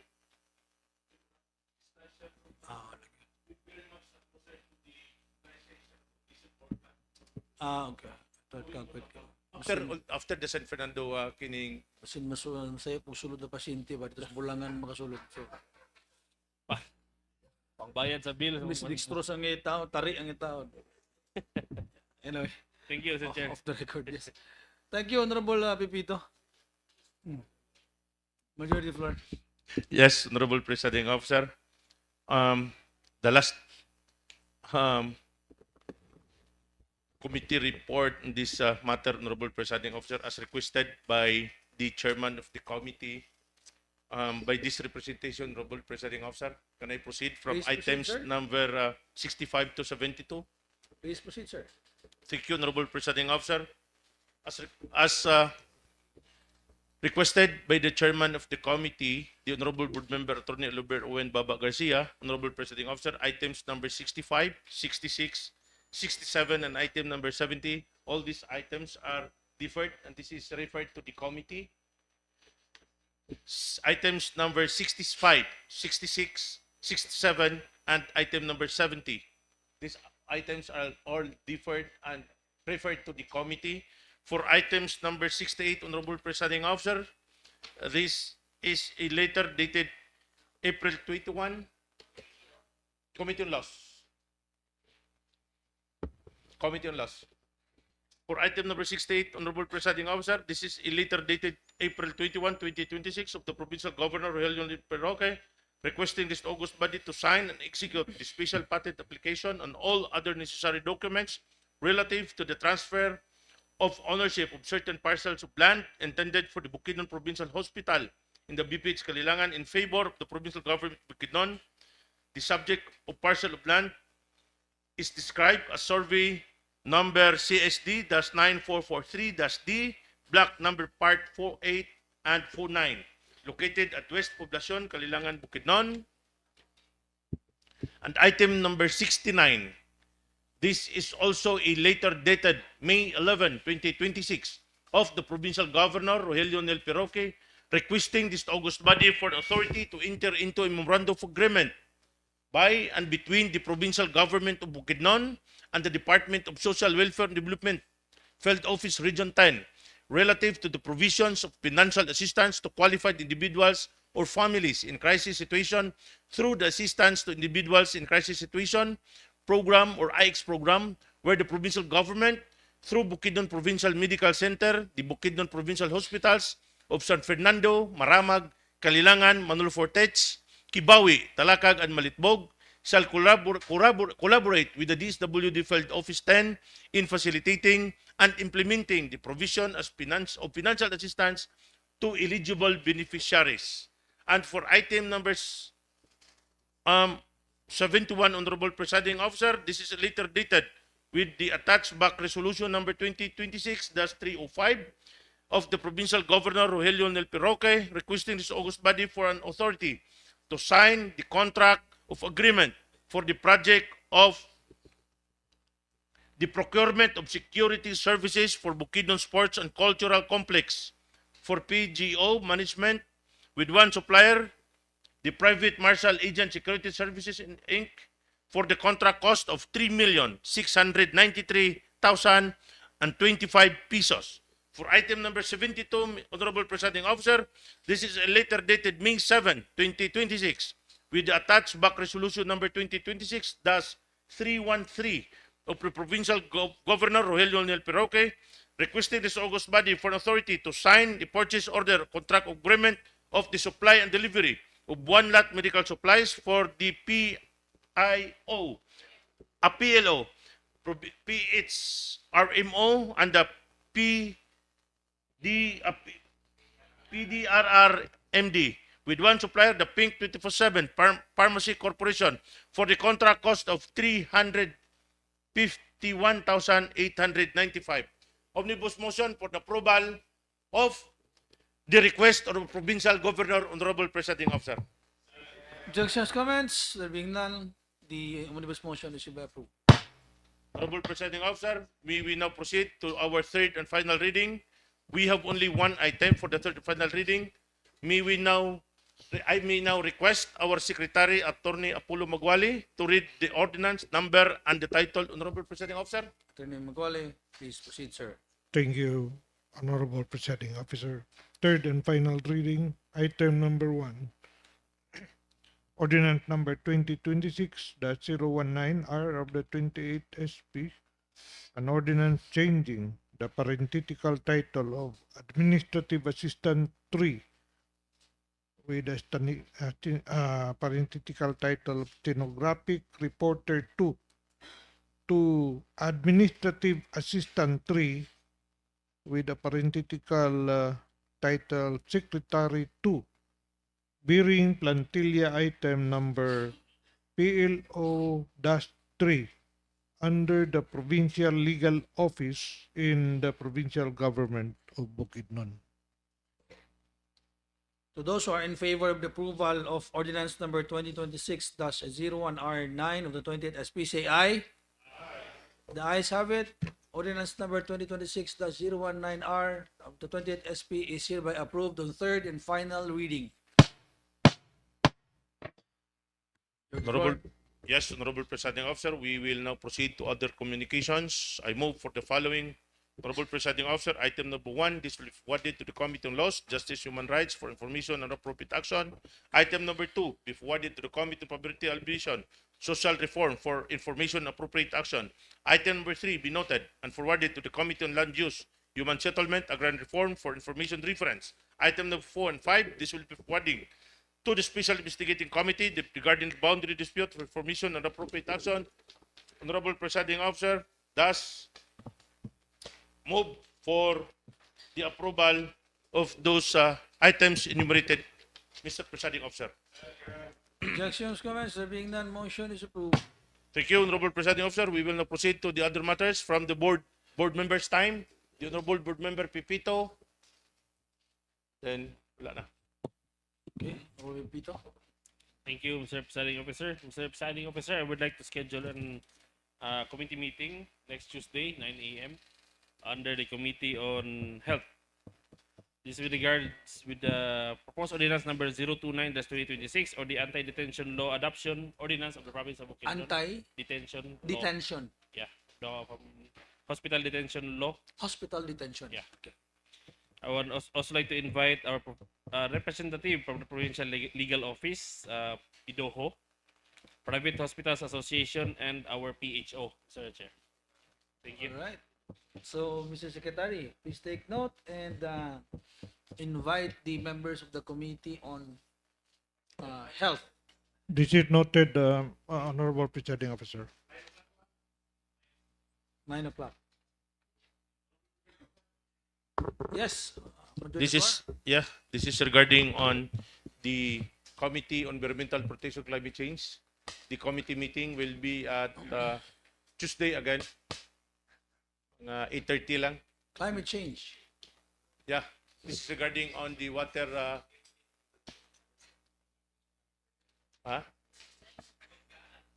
Yeah, because I still have also a meeting from 8 o'clock in the Padak. Dito sa mga 8:30 siguro. Pwede ta? Okay ra sa inyo? Provincial Anti-Drug Abuse Council? Yeah. Next Tuesday? Next Tuesday morning. Morning. Yeah. Starts at 8 o'clock. So mag-start na siguro mga 9. But Okay. sige. I can have it siguro 9 o'clock na lang siguro. Anyway, Yeah, but he already has scheduled a 9 o'clock committee hearing. sa likod lang ko, Honorable Presiding Officer. You can Okay. start at 8. 8? Ayaw lang po kay 8:30 lang siguro. Late. Likod lang ta. This is regarding on the water permit application.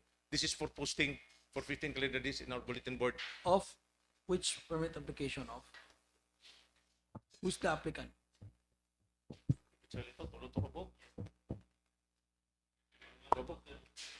Palmada water ka? Palmada bulk water or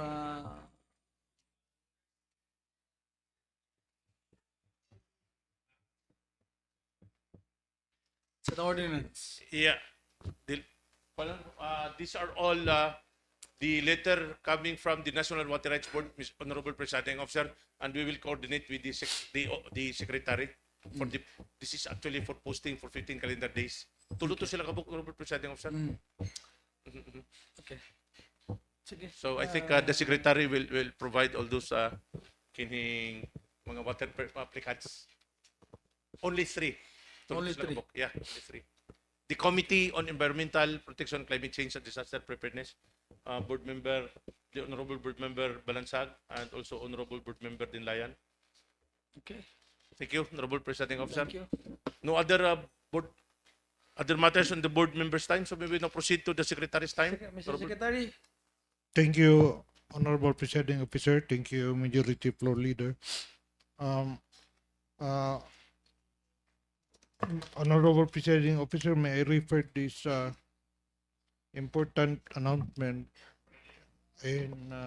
on Friday that on the planned first meeting of task force assigned uh, in relation to the conduct of joint survey between the provinces of Cotabato and Bukidnon. We would like to inform that all members of this task force were already informed and confirmed their attendance. So, in view of that, I would like to ask this body to confirm likewise your presence this coming Friday, May 22, 2026 here at SP Session Hall at 9 o'clock in the morning. Yes, thank you. 9 o'clock in the morning. This Friday. Yeah, Friday. and thank you. So in relation to that, also, Honorable Presiding Officer, Yeah. is we would like to ask the official reply from this honorable body on the letter referred as item number 3 under other communications, which needs immediate response from this honorable body, because as per letter from the SP Cotabato, they respectfully manifested their intention to proceed with a scheduled joint session on May 26. Yeah, at Davao City. Despite our prior communications informing them that we have to activate first the task force, which is why we call this task force on Friday. However, the response is the same. Reasoning with their reasons that they said that the session remains the proper and appropriate venue for the Sangguniang Panlalawigan Bukidnon and to raise and articulate its concerns, observations, and positions related to the matters at hand, considering that the same shall be officially discussed and placed on record during the proceeding. So these were the reason behind that they manifested to proceed this 26 of May 2026. So with this, Honorable Presiding Officer, I would like to ask this honorable body's official response, because they will be waiting as to date what would be the stand of our of the honorable body. This is okay, Mr. Presiding Officer. May we know if we have already sent a communication to them that we will not be attending the joint session? Yes, Honorable Presiding Officer. In fact, that was the earlier letter before they sent this manifestation. Earlier, we sent them that earlier letter informing them that we will hold in abeyance the holding of the joint session in view of compliance to one of the item under the approved MOA before, that task force shall first be tapped before convening into a joint session, Honorable Presiding Officer.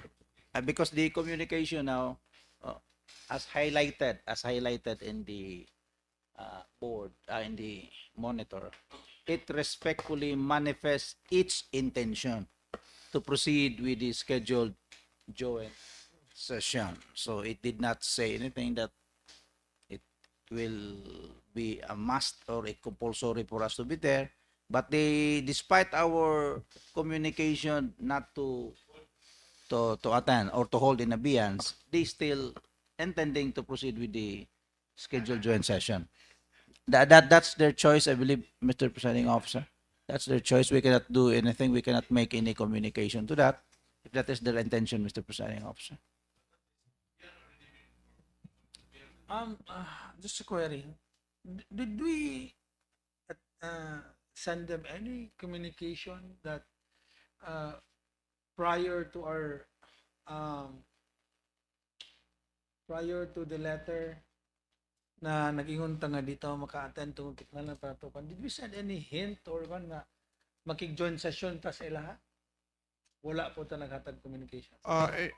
Actually, Honorable Presiding Officer, the ones who initiated this joint session is on the side of SP Cotabato. So they are the one who really who is really interested. So ours is only So we did not make any confirmations or whatsoever. As we follow the chronology of event, Honorable Presiding Officer, we initially responded positively to hold the joint session So with that them. was an only response to their invitation. Yeah, on response Okay. to their invitation. However, last Tuesday, the Secretary to the Sangguniang is instructed to convey that we hold in abeyance in view of the item found under the MOA that there should be a task force first to be tapped before convening into a joint session. So that follows on this communication. Medyo nagkwanta atras avanti. sorry to say that. Yes, these are duly received by them because because we sent them through email, and this response is in connection to our email letter.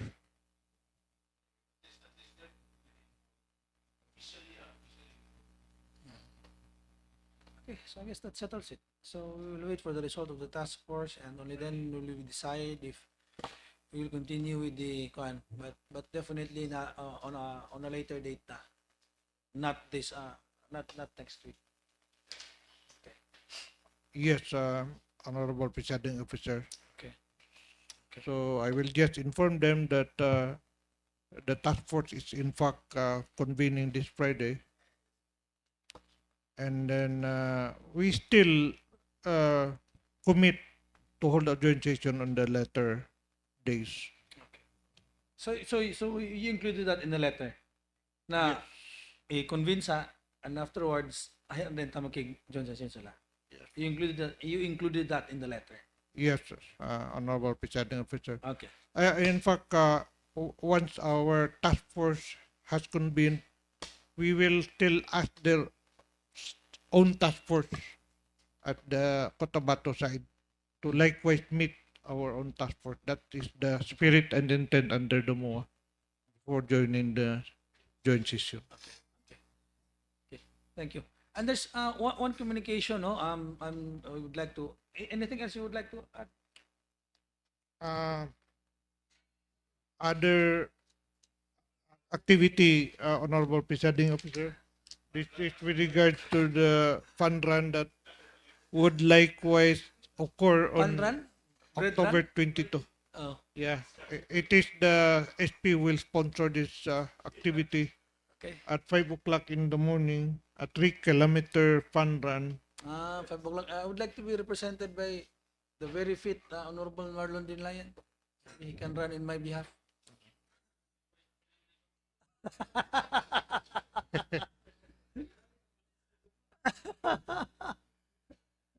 So actually, pwede rin na walking, dagan, and then tuyok lang, gikan diri, kanaog dito sa DPWH, Gawad Kalinga, entrance sa Kamulan Zoo. So who will be joining that fun run? All officers, Honorable Presiding Officer, in the province of Bukidnon. All offices. Yes. All the PGB. Okay, offices. so as a sponsor, what are our responsibilities? Are we supposed to put, snack stations or aid stations or what? Yeah, Pan? you can still participation. Aid stations. In Aid fact, we stations. have tables. Oh, yeah, we have 8 stations located in separate parts along the road, And so far, we have registered 374 Wow! registrants. Saan lang? Free shirt? O wala? Wala. Free shirt. Free water lang o pan. Wala. It's free. It's free. Free So, babes. sino gusto mo nga baklay Rage baklay babes. lang ko? Oo. Yeah. Sige, sure. Asa man mag-start dire? Yes, Honorable Presiding Officer, at the front of the provincial capital. Sige. So, Honorable Marlon, I'll see you there. Walking out ta. Dos from Malay-Balay. Si Pavel Believe, si board member Alberisip, si maulian na nila sa isang ubo, pwede na.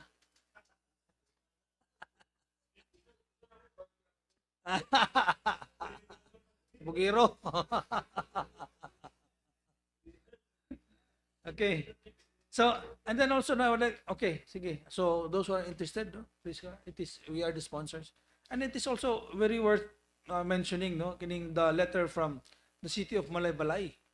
This is really very urgent, no? And this is very timely nga finally nag-initiate this. They've come up with the resolution addressed to the LRA or Land Administration Authority and the Department of Justice urging the immediate appointment of a register of deeds. No? There is a province of Bukidnon. Kaya until now, for taas na nga panahon, acting ra gyapon. So siguro bisin na ayo itong mga kwadri nga, no? Dapat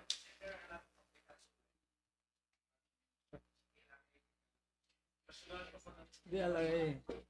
So perhaps no, the next session, no, unanimous sponsorship, no, from the Sangguniang Panlalawigan urging for the immediate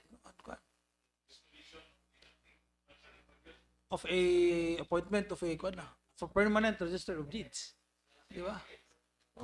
Next session. So maybe the committee on land land use. Who's land use? Ha? Sige, pwede na. Sige. Subject to style. Sige, pwede. Sige. Okay. Next session.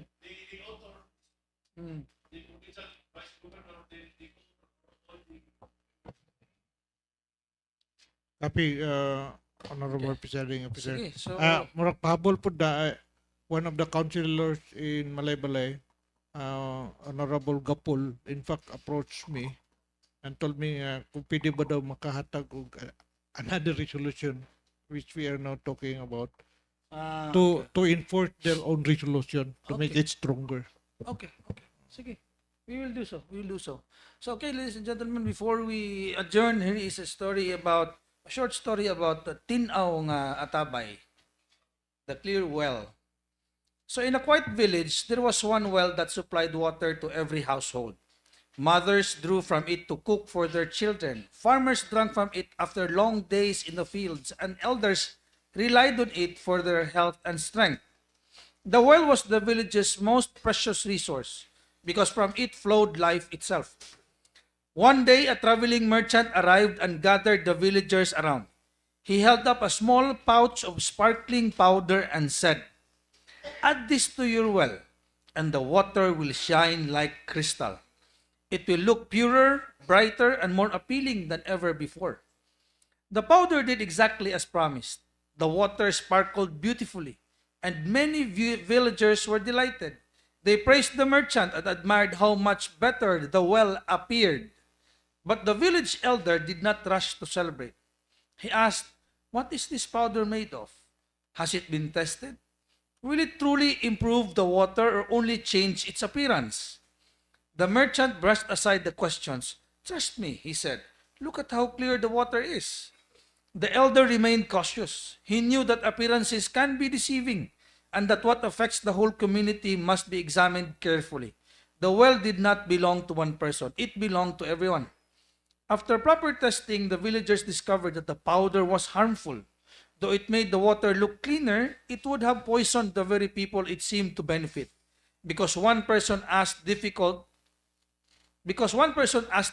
questions but difficult but necessary questions, the village was spared. The moral lesson: in governance, many proposals may appear attractive and may be presented with impressive promises. They may look beneficial on the surface, but the true test is whether they genuinely protect and advance the welfare of the people. And the responsibility of every legislator is not to be swayed by appearances, but to examine each measure with care, ask hard questions, and ensure that what is approved is safe, sound, and truly in the public interest. What glitters is not always good. What is carefully scrutinized is more likely to serve the common good. Adjourn the floor, leader. With that, thank you very much, Honorable Presiding Officer. Moving for the adjournment of our regular session. The 43rd regular session is seconded vigorously by the Honorable Pipito. The motion is approved. Thank you, ladies and gentlemen.